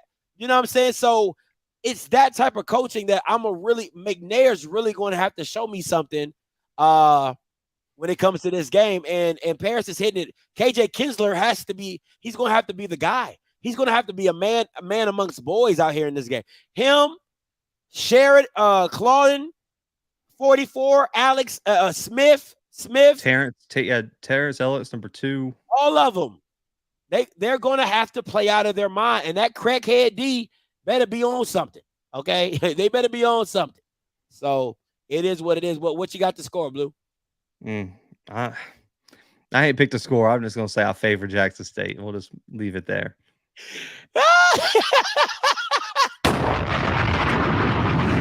I'm hoping like it's listen, I want this game to go down to the last possession. It would be amazing. That stadium's going to be going insane if this game's close at the end. And I want that so bad. Just for my experience in Lorman. Because you got to remember, I went to Lorman week 1. It rained for 17 and a half hours. And I got out of there like 3 a.m. So I just want to see a good game. The crowd's going to be electric, man. And that's just all I'm hoping. I'm going to leave it at that. The one thing I do love about Alcorn, and I hope that they score, just so they can be like, ooh, ooh, I love that. They, ooh, ooh, ooh, ooh. Yeah, that's actually pretty cool. I ain't gonna lie, that's pretty dope. All right, you already know where I'm going. Everybody, I guess my boy Quincy Casey. Listen, this is Texas Southern's game. It's Texas Southern's game, man. Like, yeah, it's. You got to show why, like, you got to finish the season strong. Get your first winning season in, 10 years, 12 years. Do that. The defense has been playing a lot better. Run defense has been looking a lot better. You know what A&M's about. You know they're a run-first team. At the beginning of the season, it was hard. Now it ain't that hard. I just want to let you that should answer your question. It ain't that hard now. But this game to me, I want to see Texas Southern come out and just dominate. Like, yo, you're not as good as us. You know what I'm saying? We're the better team. We're gonna win, and we're gonna give ourselves a chance to go to the SWAC championship. Simple. And so I pulled up the tiebreaker scenario, Scotty. So for 3 or more team tie, and also this is the rule people are forgetting. Once the tie has been reduced to 2 teams, go to the 2-team tiebreaker format. So the only way you go through the 3 or more team ties is to reduce it to 2 teams. So you got head-to-head competition. They've all beaten each other. So therefore, you would miss that one because they've all done that. The records of the tied teams within the division, it'd be Southern and Texas Southern, right? Yeah. And you go back to the two-team tie. Who has the tiebreaker? You got the head-to-head. So as long as like the SWAC hasn't changed their tiebreaker rules, Texas Southern should still be alive. Now, if they've changed it, and listen, someone in the press conference asked the SWAC to email the tiebreakers out. They didn't do it. We might just be in the dark with the new tiebreaker rules. But based on what's on the SWAC website, Texas Southern's still in it. And I just don't think A&M's got anything to play for, man. At the end of the day, like, are you playing for pride? Possibly, but Texas Southern really does have something to play for. I think they got the obvious QB advantage, and the number one thing is their secondary has done an amazing job forcing turnovers this year, and you got 2 of the most inaccurate quarterbacks on the other side. You've lost all your weapons outside of Eaglin. I just don't see A&M being able to put up enough points. I think Texas Southern takes this one convincingly in Huntsville. I would never say anything is convincingly, because I think somebody might want to play spoiler today. You know what I'm saying? But somebody might want to play spoiler. You know what I'm saying? They know A&M knows I'm a Quincy Casey guy. I mean, I'm an Andrew Body guy, so they could probably just want to brag in my face and say, "Hey, we beat your boy Andrew Body." So I don't know how it go, but I think this game is going to be a lot closer than I would like it to be. I got if they want bigger game and they swag, they push Southern in that. Man, Dude, could you imagine? I would. Bro, you got to burn the whole conference down. Come on, man. I would be outside of Birmingham. Boy, I'd be out there picketing. If I was Texas Southern, I'd be packing my office straight to the Southland. Don't talk to me. I'd be hot, bro. I'd be all the way hot. Listen, I would. Don't even get me going because I might get cut. I might get shut down, but my channel might get shut down. But they wouldn't want to see me. Listen. They already trying to shut me down. They wouldn't want to see me. But I got this game 35-21. 35-21. Andrew Body, of course. Texas Southern. Anything else? No, that's all you got to say. Andrew Body. Flu game part 2. Coming back like Mike wearing the 4-5. All right, last question for the night. Call lines are open. Top 5 draftable guys, Blue, and give me where you think they might land. This is tough. Okay. I got Mark Evans. I still think he's the best overall HBCU prospect right now. Listen, I mean, nobody has put a more consistent career than Mark Evans right now in this entire draft class. I mean, he has been the most consistent offensive lineman, and I depending on what he does in the All-Star game, Scotty, and depending on where he winds up, I think Mark Evans can be a potential day 2 guy. Okay. I really do. He's got the size, he's got the technique, he's got the production, he's got the accolades. I mean, what else could you possibly ask for with an O lineman? These aren't just, I mean, the rest of them are just kind of not in any order. I just threw them in here. Jadakiss Bonds. Woo, for me. Good one. I think Jadakiss Bonds is one of the more underrated wide receivers just because he went up to Hampton and I think people kind of lost track of what Hampton was doing in the CAA, but he's been having a crazy year. When you look at measurables, he is just that guy. And I see people putting Shaq in the chat. Shaq's not eligible for the draft this year, if I'm not mistaken. He's going to a postseason bowl. Is he? Because South Carolina State's got him listed as a junior. No, he's going to a postseason bowl. Okay. He's going to the East West. I think he's going to the East West bowl. Yeah, he just got picked up for a bowl. Damn. That might be why he didn't get a Senior Bowl invite, because he's not a senior. So, but because you'll probably take some of mine. So let me throw some in there real quick.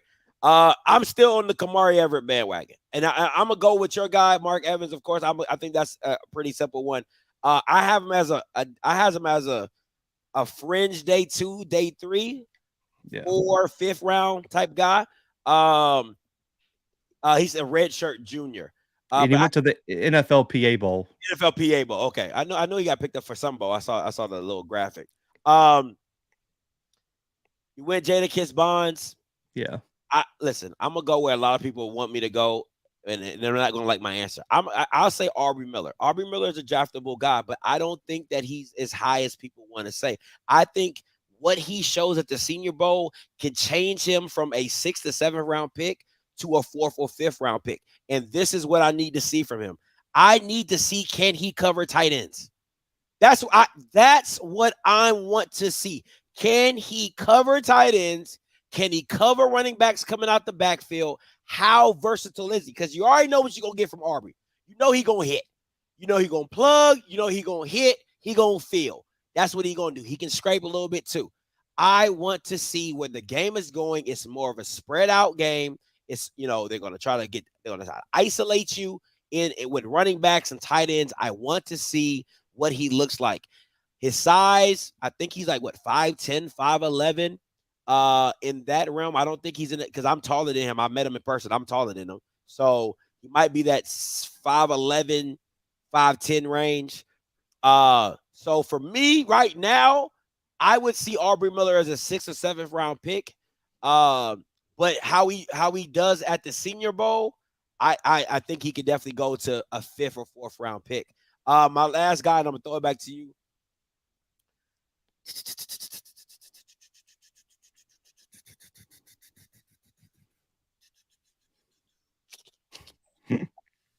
Oh my goodness. Trying to think. I'll go Isaiah Land. I'll go Isaiah Land. And I would say he's a 6th round pick. He's a 6th round pick for me. I think I would like to see his versatility. I would like to see him play linebacker at the Senior Bowl. If he can play linebacker at the Senior Bowl or be able to drop in coverage and things like that, I think he's definitely a 6th round, 5th round pick. What's up? This comment is the most out of pocket thing I've ever read. Devin White runs like a 4.4 and can play in coverage. Do I even have to address? Never mind. That's outrageous. I got your 3. Go ahead. Yeah, that's outrageous. I had Aubrey on my list. I think Keenan Isaac too, as a day 3 guy, potentially could be someone to watch. He has the measurables. I think he has the physicality. Yeah. Okay. I just want to make sure. Yeah. Out of Alabama State, I think the freshman kid, long term, addicts, different. I love him. Different. But Keenan Isaac is that guy that I think a late day 3 pick could pop in there. Aneem Dankwat Howard, offensive line, 6'8", 360, and can move. Man, I'm in love with this kid's game, man. He is 3 to me. He's a round 3 forward. Easy if it looks potential right. Day 2. Yeah. Early day 3, depending on the postseason. And I kind of throw a D2 guy in there. Go ahead. Andrew Farmer out of Lane. At edge. Edge. Yeah, he's an edge rusher. Probably he's kind of in that mold of an Isaiah Land that might have to move to linebacker. But I mean, he's put up like almost 30 tackles for loss in the past 2 seasons, like each season. I mean, he's played out of his mind, played really well against Mark Evans in that FCS competition when they played UAPB earlier this year. So I think Farmer's a guy to possibly look out for at the D2 level as an HBCU guy who can potentially slide his way into day 3. But I think all those guys have a really good chance to solidify themselves as NFL draft prospects. For me, I'm gonna take this as a straight flyer. I know people are going to ask about Xavier Smith. I don't know if he's a senior, right? He should be a senior. Yeah, he's a senior. I don't think he's draftable, and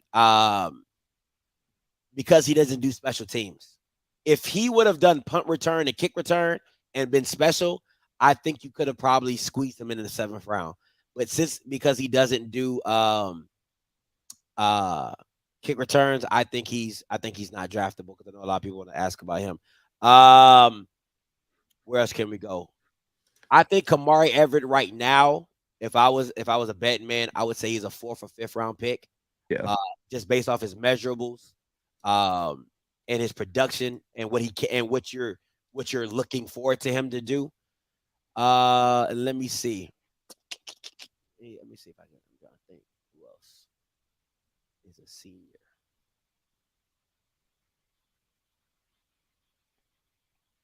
Also, while you're thinking, I looked it up. Aubrey's 6'2". He didn't. Nah, that's what he's listed at least. So we'll see. Like his measurables are gonna have to come out. But yeah, they got him listed at 6'2". Nah, he ain't 6'2". Yeah, and this is what I'm glad Mr. Campbell put this, because people have to like. I get it, because everyone's a fan at heart. I get that your favorite player, your favorite team, like they rank at a certain spot in your conference. Like you have to rank your favorite player in terms of the entire country, from FBS Power 5 all the way down to D2 and D3. Like, where do they rank in terms of the entire country? Like, bro, if you're not a top 100 player, you are not going to be drafted before the 4th round most of the time. Like, I don't think people understand how hard it is to realistically be a draft pick in the 1st, 2nd, or 3rd round. Like, it is, you have to be one of the best players in and people just throw draft grades out like they just going to, go ahead and be like, yeah, man, I like that player's personality, man. I'm gonna go ahead and take him in the 2nd round. Yeah. I just got a text from a scout friend of mine. He said only guys I've heard are Mark Evans, Bonds, Land, and Miller. He said it could change down the line. But three guys on my list. There we go. Yeah, you know what I'm saying? So that's what he has going on there. So listen, man, I think what we should be looking at is who can make the USFL, who can get into the XFL, who can make those jumps. And I'll tell you right now, if I was anybody in the XFL, I would be reaching out to Xavier Smith like nobody's been. He would be a top guy that I'd be looking for to come get scooped up and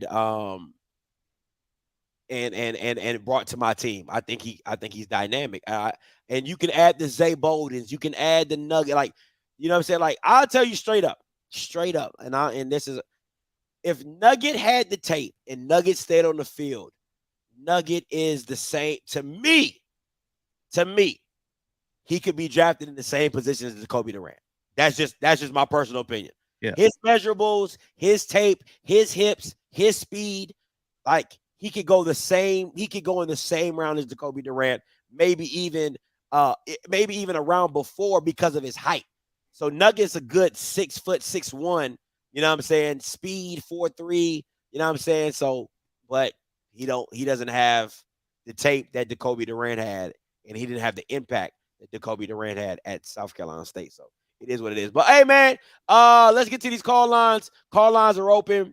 518-263-8124, 518-263-8124, 9868 coming to you. Hey, caller, you live. Hey, what up? What's up? Well, I'm driving around again, hoping I hit no potholes. Gotcha. Good question for both of y'all. Who are your constituents' best offensive line in the SWAC? Yeah, I didn't hear the question. My bad. It was breaking up on my end. What's the best offensive line in the SWAC? As a unit or just like a player? Player or unit? Unit. And there's PVs is underrated in terms of run blocking. I'll give them that, man. They just maul people, but in terms of pass blocking, damn, there's really not an elite one this year. They've come along late in the year. I'm gonna give it to FAMU. I know that's controversial, but man, in terms of pass blocking, man, FAMU has done an excellent job of late. I think they had some young guys on the interior that have developed, and I just think they needed some time to click together, man. But I think right now, man, FAMU's offensive line is playing well. And if we're going complete HBCU, I agree with B in the chat. North Carolina A&T's offensive line is disgusting. Man, they are on point. So I would say if you're looking at HBCU football as North Carolina A&T in the SWAC, I would lean FAMU slightly right now. But there's a few at the top that I think you can make an argument for. Hey, see, and what's crazy is this though, Blue.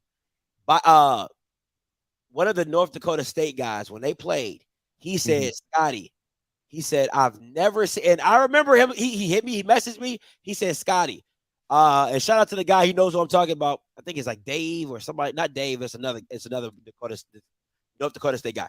He said, Scotty, he said, as long as I've been watching North Dakota State football, he said A&T was the only team that I felt moved us really well.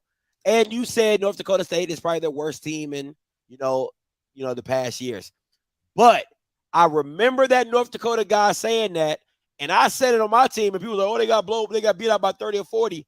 And now that running attack for North Dakota State for A&T has looked absolutely phenomenal. So shout out to them. And just I looked up the stat real quick while y'all were talking. PV's also allowed the least number of sacks in the SWAC too, They did. They have. which is crazy. Yeah, they definitely have. 1296 coming to you. Hey, calling you live. Hey, what's going on? How y'all doing? Good, man. Hey, man, I've been watching your show for a while. Scotty, Blue, what's going on? How you doing, boss? What's good, man? Hey, listen, man. So I just want to say, man, at the end of the day, man, I feel like the SWAC, man, it needs a lot of improvements everywhere. Like you said, the quarterback position. I can't believe they took that quarterback, Lindsey Scott Jr. Southern ain't want to recruit that guy, man. But, you know, guys get over-recruited every day. Yeah, now I just don't understand it. Like, how can you miss a talent like that?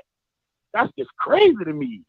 And now they don't even got a guy that can move the ball. And, you know, I think they might, the quarterback coach, he might reflect on it now. I think he should have went a different way. Probably now, maybe. And, you know, maybe it might be a different story. But what y'all think about Alabama A&M? I heard they supposed to get another quarterback that was supposed to go to Florida State or something like that. I had reached out to Joshua Newberg from Florida State, the recruiter that covers them, and he said he remembered a guy that was supposed to come to FSU and had to go JUCO. So I've been hearing, man, you know, the word on the street is he's coming to A&M. You talking about the quarterback, right? Yeah, 6'4", 250, big guy. Throw about 70 yards on one knee. Listen, man. Measurables don't do nothing for me. Now, I ain't even going to hold you. I don't give a damn if he's 7'11". Like, like for real, bro. Like, I don't give it does none of that stuff. Like, I've seen enough QBs that look good on air, that look good in shorts, that when them bullets start flying, they ain't the same guy. They just not. You know what I'm saying? So yeah, I gotta see it. I just gotta see it. You know what I'm saying? Like, I just gotta see it. Yeah, nah, you're right though, man. I thought I had looked into him a little bit more myself because I was like, you're right. A lot of guys look good on air, but he had won like 2 JUCO championships like that back to back. So I don't know. He could be a guy. Maybe improve them a little bit more. But hey, man, I just want to say, man, I think y'all doing a good job, man. Keep talking about the SWAC, baby. We need to hear it more, man. Y'all take care. Hey, appreciate the call, man. 6'4", 250. What he do? David Garrard? Like, I mean, Yeah, like, right. like I mean, David Garrard went 6'4", but God, dog, like somebody Monster. said Jamarcus Russell, like 6'4", 250. Getting QBs from Florida State always makes me nervous. Like, they know how many busts they've had recently. Like, I mean, just go down the list of like highly rated quarterbacks that just haven't panned out at Florida State. Yeah, DeAndre Francois. He went to Hampton. He just got drafted. So at the Malik Henry went to last JSU, did turn out to be very much. And then I'm not saying they had like 2 other dudes that just ended up not being anything. Yeah, so we'll see. I mean, I'll reach out to my contacts at A&M and see if that's true or not, but we'll see how that go. 0527 coming to you. Hey, calling you live. Hey, what's up, guys? All right, it's EA FAMU grad. All right, Blue. Looks like Southeast Louisiana gonna win, man. So is that gonna pretty much eliminate us? That's my first part. Second question is based on if FAMU goes 9-2 and goes home, what does that now do to Coach Willie Simmons, who's in a situation where Jackson State is not falling back to the pack, kind of locked into this kind of situation where lose your first 2 games, win 9 straight, possibly go home.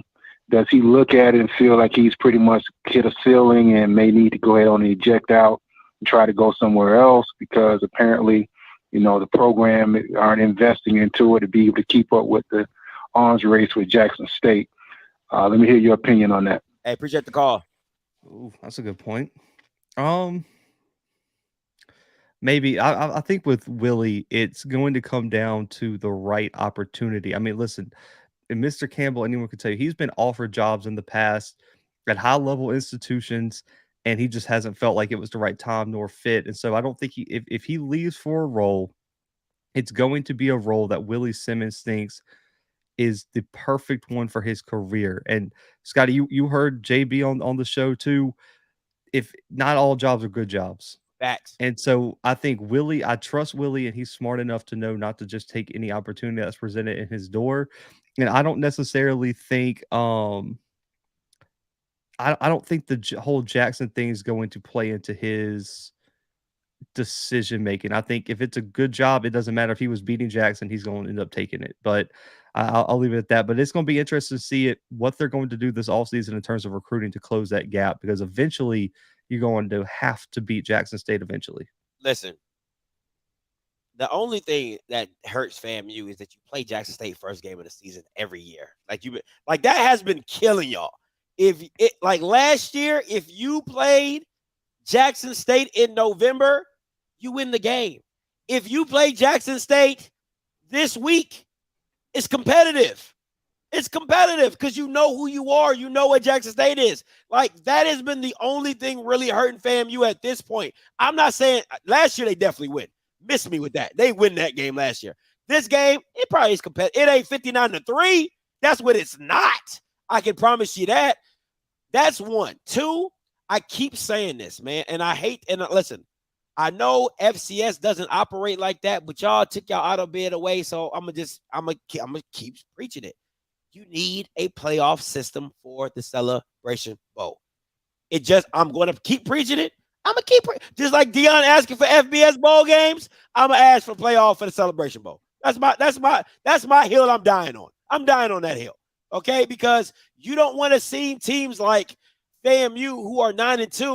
You don't want to see them just walk off in the sunset. Like, you just don't want to see that. You know what I'm saying? Like, to me, it's a lot of football that should still be played. And I mean, it just bothers me, man. So I'm gonna keep preaching. I'm gonna die on that hill. I'm gonna die on the hill. I'm gonna just die on the hill. But word on the street is they said that the championship might get switched up the rules to where it's an overall best record for the SWAC championship instead of divisional. So be on the lookout for that. That's word on the street. And the game's supposed to be in what, November next year? Yeah, the Jackson State and FAMU game is supposed to be in November. So, not saying that FAMU should win it, but I is it in Jackson or Bragg next year? I don't even know if that's been announced yet, but because an interesting storyline could be FAMU's got the second or third longest FCS home winning streak. Man, if they win out till that Jackson game, that's going to be a extremely okay. Someone said Jackson in the chat, so FAMU got 2 years to win out at home. Hey, look, see, somebody said Bragg. Okay, so, okay, well, never mind. Apparently, no one knows what no one knows, so we'll leave it at that. Absolutely, nobody knows. But that's my thing. Like, the one thing I've seen about a FAMU team is they are a late season bloomer. Like, that's just how they are. They're a late season bloomer. So it's just you want to see what it is. You see how they go. JB, coming to you. Gentlemen, how y'all doing this evening? What's up, man? All right. Enjoying the show as usual. Few questions. Blue, do you think A&T beats Gardner-Webb this weekend to win the Big South? And in the previous caller kind of stole my thunder a little bit with the FAMU going to the playoffs, because I think, as I said earlier, Southeast Louisiana is probably going to win the Southland, and Gardner-Webb's probably going to get the at-large bid. You probably want to get 3 teams from the SoCon getting in. And I haven't even talked about that coin flip mess in the OVC. Based upon what you're seeing so far, do you think that FAMU gets in with the current bubble situation the way it is? Yeah, I do think A&T wins. Listen, Gardner-Webb's not a bad team. I think everyone just kind of is underestimating because they haven't really watched Gardner-Webb, but I mean, their losses have been really competitive. I mean, they almost beat Liberty with Hugh Freeze, which is an outstanding, which is a really good, I would say, FBS loss. But I think A&T's going to be able to run the ball really well, and A&T's secondary has done a really good job at forcing turnovers. And Gardner-Webb's quarterback is a gunslinger, and he's going to take a lot of chances. And I don't think that bodes well for them this weekend. And then on the playoff front, man, the win by Southeastern Louisiana takes a lot of air out of the sails of the FAMU playoff run. They still have a few things that could fall their way with the coin flip, with UC Davis losing, with Mercer potentially getting blown out. There's still a chance, but at the end of the day, man, they're going to need a lot of stuff to fall their way, and it's going to be a stretch to get in. But I'm hoping they do, but right now, man, it's looking really bleak, especially with Southeastern winning tonight, because I think they're up 40-17 right now. Yeah, I think so. That's the last time I saw. It's like 40-17. Scotty, could we get like a sad song going for FAMU? Oh, that's tough, man. I was hoping they got in, but I mean, you're gonna need New Hampshire to probably lose. You're gonna need some chaos in the CAA, the SoCon. You're gonna need the OVC coin flip to go the right way, man. There's just a lot.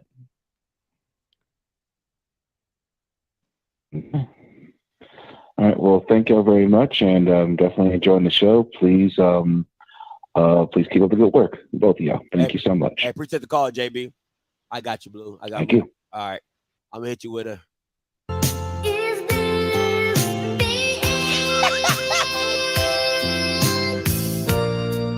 Oh man. There you go. There you go. All right, 7485 coming to you. Coming to you. What's up, y'all? This is Margo from Jackson, and I got two questions. Okay, the first one is, what type of opportunities do the NFL hold for players like Hunter Lipke? And the other question is, do you think TCU will see Georgia in the championship? That's all I got. Hold on, what'd you say, Hunter who? Hunter Lipke. He's the fullback in DSU. Oh, that's your boy. Go ahead. I think he's going to move to either a tight end or H-back type role. He's that big? How big is he? Let's see. I mean, he can play H-back for sure, but let's see. I mean, eventually, like a passing, in passing situations. I mean, he's 240. I mean, he can put on a little bit of weight. I think he's 6'1", 6'2". That's a smart. We'll see. But listen, I mean, he's the second leading receiver for NDSU 2 at fullback and the leading rusher. And he can do it all. I think a versatility is going to help him. Hunter Lipke will get drafted, in my opinion. But what was the second one? TCU? When they meet Georgia in the Hey, Duggan. Hey, that boy Duggan. Yeah, he's balling. But listen, man, I don't think anyone wants to see Georgia this year. Just in my opinion, that defense is absolutely disgusting. I mean, Jesus, that defense is good. I mean, Scotty, they lost 15 players to the draft last year and got better. How does that work? Man, listen, Georgia's winning the title. I don't think it matters who meets them in Pasadena this year. I think Georgia's wiping the floor with people. They might see Tennessee again. Oh man. Listen, okay, I want to talk about Tennessee real quick. Maybe this is just like the analytical offensive guy. Why does Hooker? He doesn't look like he takes a drop back. Have you noticed that? Like when he snaps the ball, and I know a lot of people don't notice little things like that.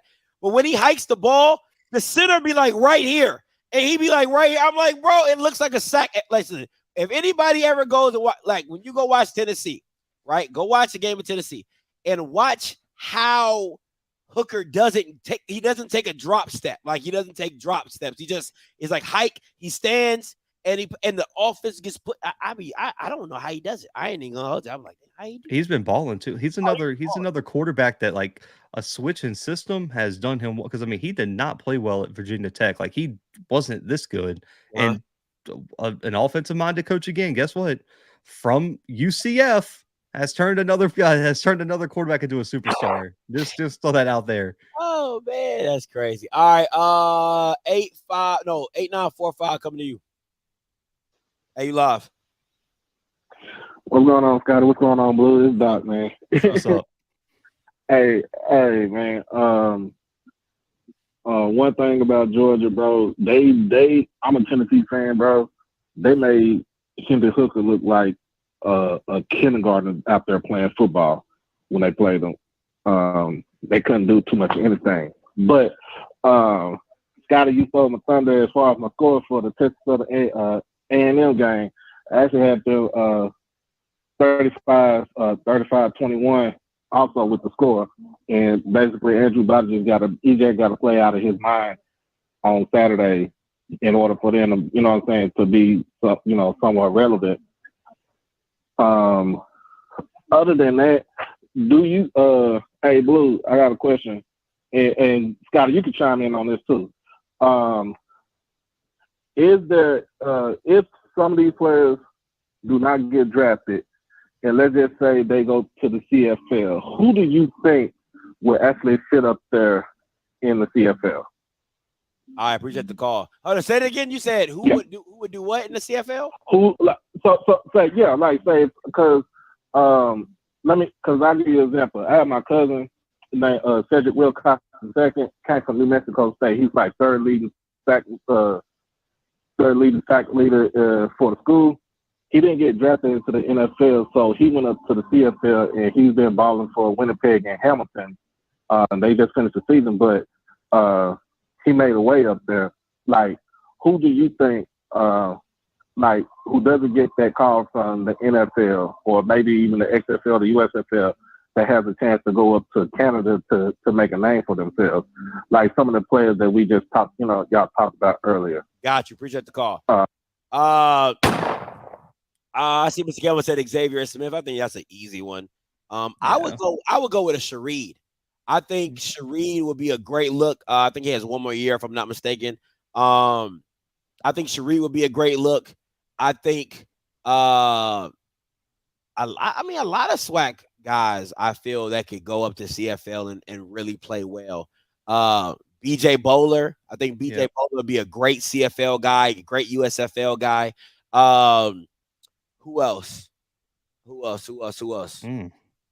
This is like there's so many external factors you got to account for, because it's like now you got the XFL, now you got what's the other one that just came out? And then you got the CFL, then you got the Arena League that some people go like. There's just so many options that, man, it's just hard to. If you don't go to the NFL, man, I'm just hoping these guys end up somewhere at least. Okay, Blue. Question for you. Why do you think Akil Glass didn't get picked up in the XFL? It's been Twitter crazy. I have no idea. Listen, I'm going to be honest with you. I haven't really paid much attention to the draft. I don't even know who got drafted. Jawan Pass. Oh, that's a bad look.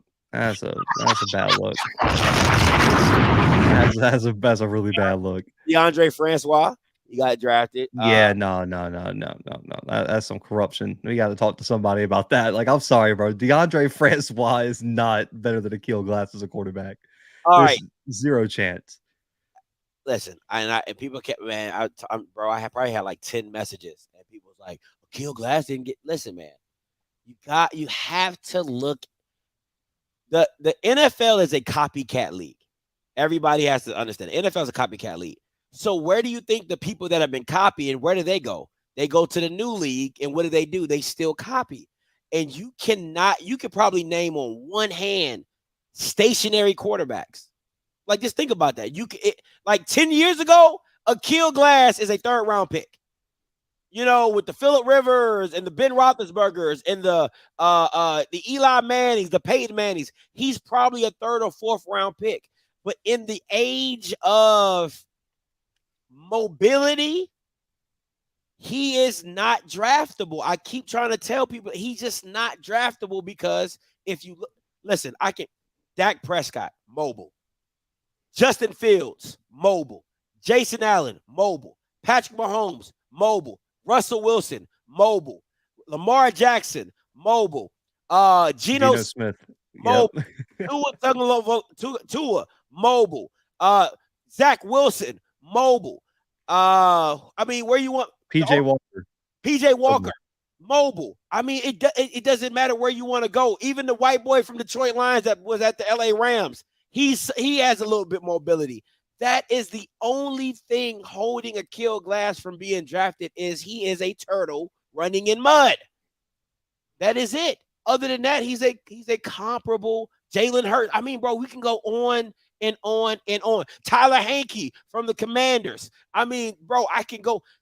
Derek Carr. Like, I can do this all day. So Herbert, Jason Allen. Josh Allen. It just goes on and on and on and on. So when you see this trend of mobility, you know what I'm saying? It's just not it. It's just not it, man. It's just not it. And my scout friend says slow-footed, football IQ, and college competition. Those were his 3 knocks on Akil Glass. That's interesting. And also, you don't know. Someone did put in the chat like I haven't kept up with Akil and what he's doing. He might not want to play professional football. That's true. Like I don't know if you guys can look up if he entered his name in the draft. I mean, if he didn't enter his name in the draft, that might be why he didn't get drafted. That's fair. That's fair. But the person that drafted Jawan Pass, I'll keep my eyes out on you guys. 08582 coming to you. Hey, caller, you live. Scotty, my boy, I got to get on you, man. You're gonna get off my boy Xavier hype, man.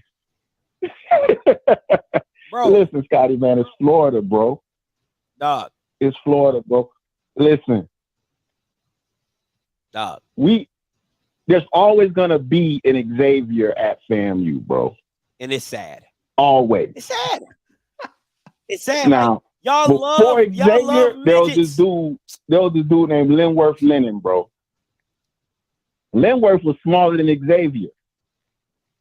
Now, his two counterparts ended up in the NFL, Kevin Elliott and Brandon Timms. They both ended up in the NFL, right? But Linworth was the threat in the middle, bro. He was like 5'6", $160. But if you stick him in the phone booth with 10 DBs, he's going to walk out that thing untouched, dog. Because it's Florida. He's going to come from someplace like a Immokalee, Haines City, Frostproof, someplace that nobody else is going to go to recruit.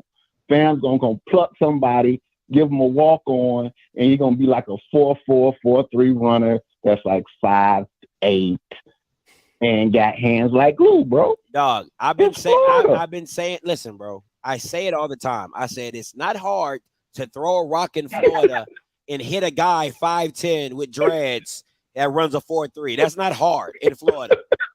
Like literally, I could throw a pebble and hit 6 kids. You know what I'm saying? Like it's not hard at all. It's really not. My issue is that it doesn't look good for your quarterbacks who are throwing to midgets. Now, don't get me wrong. Xavier Smith is special. Serene is special, but they midgets. You need some 6'1", 6'2" guys to go make plays. Like, don't get me wrong. Willie Gaines is great, but he can't be your star. You know what I'm saying? So, man. Okay, but there's Manigo, and then the boy Hawkins got hurt. Listen, man. Hawkins was over 6 foot. Listen, man. Y'all Bama's.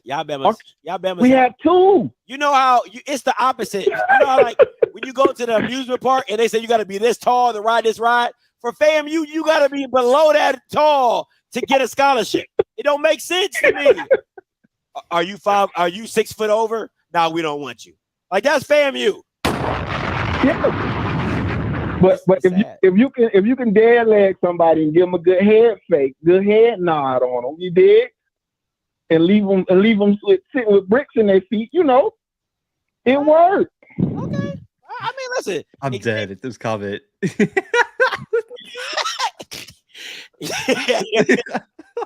Listen, Bobby, I appreciate the call, my boy. Listen, at the end of the day, stop recruiting midgets. You called in with the wrong punchline. You Scotty's been getting on Musa for targeting him so much. Man, Musa's vision must be excellent to find him in just the mess of the coverage. Like, that's fair. Nah, but yeah, you know, Xavier is an extremely great route runner. I think one of the best in the FCS. Woo, that boy can route you up like nobody's business. You know what I'm saying? So when you're that open, I mean, it shouldn't be that hard to hit. That's why he's so focused on him. But him and Dallas. Oh yeah, can run routes. Yeah, just man, it's on another level. Dallas is like 6'1", 6'2". Now he don't got Xavier Smith's speed. Like, he ain't got that. No. But you know what I'm saying? It is what it is, bro. 55-31 coming to you. Hey, calling you live. Hey, Scotty and Blue, this is Katie from Atlanta. What's up, man? Just wanted to ask you guys if you could give your take on Dallas Daniel. I was told at the beginning of the season that he was a really good inside receiver and outside receiver. I know he got invited to the East-West Shrine game, and so I just wanted to see what you guys take on him as far as possible being drafted. That's all I have. Hey, appreciate it, man. Hey, listen, I'm gonna let Blue go first because Blue was on Dallas big time when he came to West Illinois. So Go ahead, Blue. I think he's got a draftable grade depending on how he plays at the East West. I mean, his measurables, are there. I mean, he's bigger than Xavier or some of the other watchers come on the SWAC. The biggest thing for him, I think it's just going to be fit, Scotty, because I don't think he's going to fit in every type of scheme. Just personally, I want to see how he projects to the next level. But I think route running is going to help him, and at the next level, route running and I would say consistency are the two biggest things. And I know Jack State fans are going to say this: his consistency catching the ball has been hit or miss at times. Does that hurt him at all? That's fair. Potentially, but I think the route running potentially could have him as a late day 3 pick. But Dallas, in my opinion, is probably 6th, 7th round, but definitely an undrafted free agent if not. Oh, definitely undrafted free agent. His comp for me is, and this is gonna sound really bad, I think he's like a poor man's Hunter Renfrow. That's fair. You know what I'm saying? I think he's like a poor man's Hunter Renfrow. Like Hunter Renfrow got hands. Okay, that white boy can catch. If he can't do nothing else, he can catch. And that's why I say he's a poor man's Hunter Renfrow, because, like you said, listen, Shador threw a dime to that Bama on like a back shoulder fade against A&M. I mean, only to where Dallas could catch it and open his hips up. That joker went straight through his hands. I was like, oh, you gotta catch that. I was like, that's a dime right there. So my comp for him would be a Hunter Renfrow, a chain mover. That's how I would see him in the league, just a chain mover. You know what I'm saying? Like, being good and being great at that. But he has to be more sure-handed than he has been in before. But great route runner. Great route runner. Let me see where we're going here. 6242 coming to you. Hey, calling you live. What's up, Scotty? This is Bridges.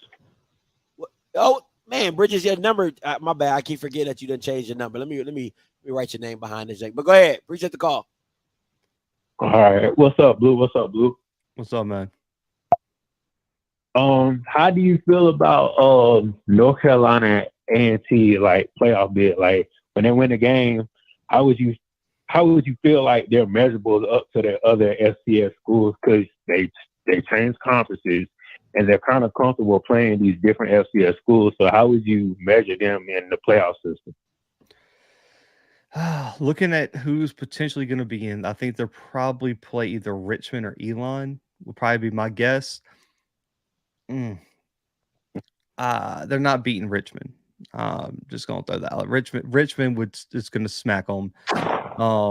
Richmond's front seven is too good, and Reese Udinski is an absolute baller. I don't like the matchup against Richmond. Now, if they play Elon, that's an interesting game right there. I think they potentially, if they play a good game, and I potentially think they could host against Elon. I don't know if Elon's going to put up a very big bid, so that could be a home game for them. I like their chances if they get Elon. I think that'll be a 50-50 type matchup. But if they get someone like Richmond, don't even unpack. Just leave your bags on the bus, and it'll be cool, bro. You'll get to the CAA next year, and you get to see them again.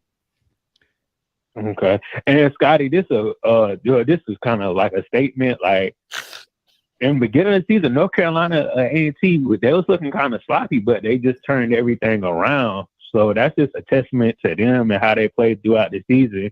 And look at them now; they're in a championship game and might go to the playoffs. So shout out to North Carolina A&T. No, absolutely. I'm sorry, I'm still thinking about what Blue just said. No, shout out to them, man. Like, that could have got ugly really quick. And I ain't gonna lie, a lot of A&T, they were floundering. A&T fans was hot. Them first 4 games, they was hot. I mean, hot as fish grease. But Sam Washington State, of course, he found out what his team was, and there you go. I was waiting. He focused on what we run the ball. Tootin is our guy, and we gonna run and everything else fall in. And that's what great coaching is. I'm not gonna make my team do something that we're not. We're not that. We're this. Let's be great at this, and that's what winning looks like. Tootin's the key, and I do like go watch the Central game and go watch the game. Any of their games after probably like week 6. Everything's changed, man. They understood Tootin was their guy. They had some guys at wide receiver that have really emerged as good one-on-one guys, and also they had a lot of new pieces in the secondary. Like when I talked to Sam Washington at Big South Media Day. He said they got rid of the coach and they got rid of everybody in the secondary. It was he said they were he said they were garbage, like straight up. They had to get some guys that they build some chemistry and find themselves in the back end of the defense. And then also, man, we knew what Jacob Roberts was, but the linebacking core, man, they are like 3-4 deep and straight playmakers at the linebacker spot. And I think the front seven kind of matching that intensity really helped them. And we've already talked about they got the best offensive line, in my opinion, in HBCU football. That also helps a lot, especially if you can't compete in the trenches. You can't compete at the high level, and I think that was really the difference in the second half of the season for A&T. And I mean, they ran through the conference, man. You got to give them some credit. And, now listen, they got one more game. Don't want to count everything till it's done, but they should beat Gardner-Webb based on what I've seen. But they've made a huge turnaround. That speaks to how good of a coach Stan Washington really is. Definitely. And shout out to the 18, 17 players that got drafted to the XFL. That's history in the making for HBCUs. And I'm out. I appreciate the call, B. Of course, it's history in the making. It's the first time the league is open. Like it could have been 5 people drafted. It would have been history in the making. Like anything's history when you the first time to do it.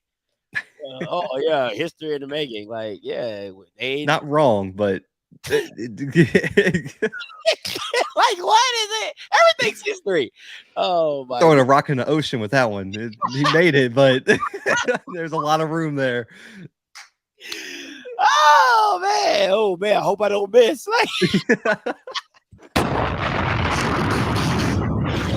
Oh man! You guys are funny. 0187 coming to you. What's up, Scott? How you doing, Blue? What's up, man? What's up, man? Look, I'm caught this tear calling out of Baton Rouge, man. I was listening to y'all talk about Georgia, man. LSU look like they're gonna be the opponent in the SEC championship. They beat Ole Miss and they kind of shocked everybody by beating Alabama. What do you think Georgia can do with McDaniel? I see Blue shaking his head. You don't think they're gonna be able to do nothing with Georgia? McDaniel looking kind of good. He coming on as of late. I want to see what you think about that. And the other thing, Scotty, I wanted to ask you because I heard you talking about Dooley here in Baton Rouge. Man, you think they're gonna go down to Grambling? What you think? If you leave McDaniel, Bubba McDaniel in, what you think? Oh yeah, I think I'm gonna hang up the list. All right, no problem. Appreciate the call. Go ahead with the Georgia. I can say mine. I want to hear your. It's a no. It's a tough no. I mean, bro, like Tennessee, who looked like a peewee team against Georgia, walked into Death Valley and put 40 on y'all with ease, with backups in. And it's going to be a like. Listen, Jaden Daniels is going to be so tired after the first quarter. It is going to be unbelievable. It's going to be a beat down in Atlanta, because listen, I've been to an SEC championship that Georgia's played in. Y'all call it a neutral site. I guarantee it's 85% Georgia Bulldogs. And they're going to be barking at you for 6 hours, and you're going to want to fight every single one of them. It's not going to be fun at all. Do not go if you're an LSU fan, because it's not going to be fun. It's not. I'm telling you, dude, have you been barked at by a grown man? It's the most disrespectful thing of all time. Oh, man. He said, have you been barked at by a grown man? That was funny. You stupid, bro. You stupid. That's funny. Ask anyone in the chat. They do that. They bark at you like a bulldog. It's wild, man. I've never seen anything like it. Oh, my goodness, boy, you stupid. Oh, man. Oh, listen, I don't think black people do too. I mean, the only barking I know is from Q's. That's the only bargain I know. I don't know if you know what Q's. You know Q's. Yeah. I just want to keep it. I want to keep it relative. You know what I'm saying? That's the only people I know that be barking. That's the only grown men I know that be barking. So, you know what I'm saying? It just, yeah, man. Like they say, it's facts, man. White fans different, bro. White fans is different. But I'll say this though: it's funny when black people move up to the professional level. That's where you see the fandom for most black people is in their professional teams. That's just a little side note. Listen, Dooley and Baton Rouge. I usually don't talk about games before they happen but it's really to me of no significance. It's still the Pop Warner Classic until it ain't. All right, so it's the Pop Warner Classic Part 2. I'll tell you this: Dooley got lucky, and the reason Dooley got lucky is Bashawn McCray might not be healthy for the Bayou Classic. But if he would have walked in there with Bashawn McCray, I wholeheartedly believe, one, he would have been booed. Two, he was booed at home. He was booed at the Valley game, from what a Southern fan told me. He was booed at the Valley game. He would have been booed at the Classic, and he probably would have walked out that thing with a loss. I think Bubba McDaniel gives you a chance to win that game and saves this season. Because I'll tell you this right now. You go into that Bayou Classic, I don't give a damn who you got, Blood, Bubba, or Bashawn. If you lose to Grambling 2 years in a row when they have been god-awful, all I'm going to say is I told you so. That's all I'm going to say is I told you so. That's all I'm going to say. Yeah. And I'm not the even I told you so type of guy. Scotty, I've been training you for a while on this FCS playoff talk. You want to answer this one? Too late. The FCS playoff is already started. You can't do it. Yeah, like the weekend of the SWAC championship, Isaiah, it's like the second round of the playoffs are that weekend. So it's a no. Yeah. It's a no. Can't happen, sadly. Actually, the Bayou Classic was really messes it all up. Oh, yeah, for sure. See? And the Turkey Day Classic, too. Oh, bad. Yeah. Yep. You know, it is what it is, man. But I'm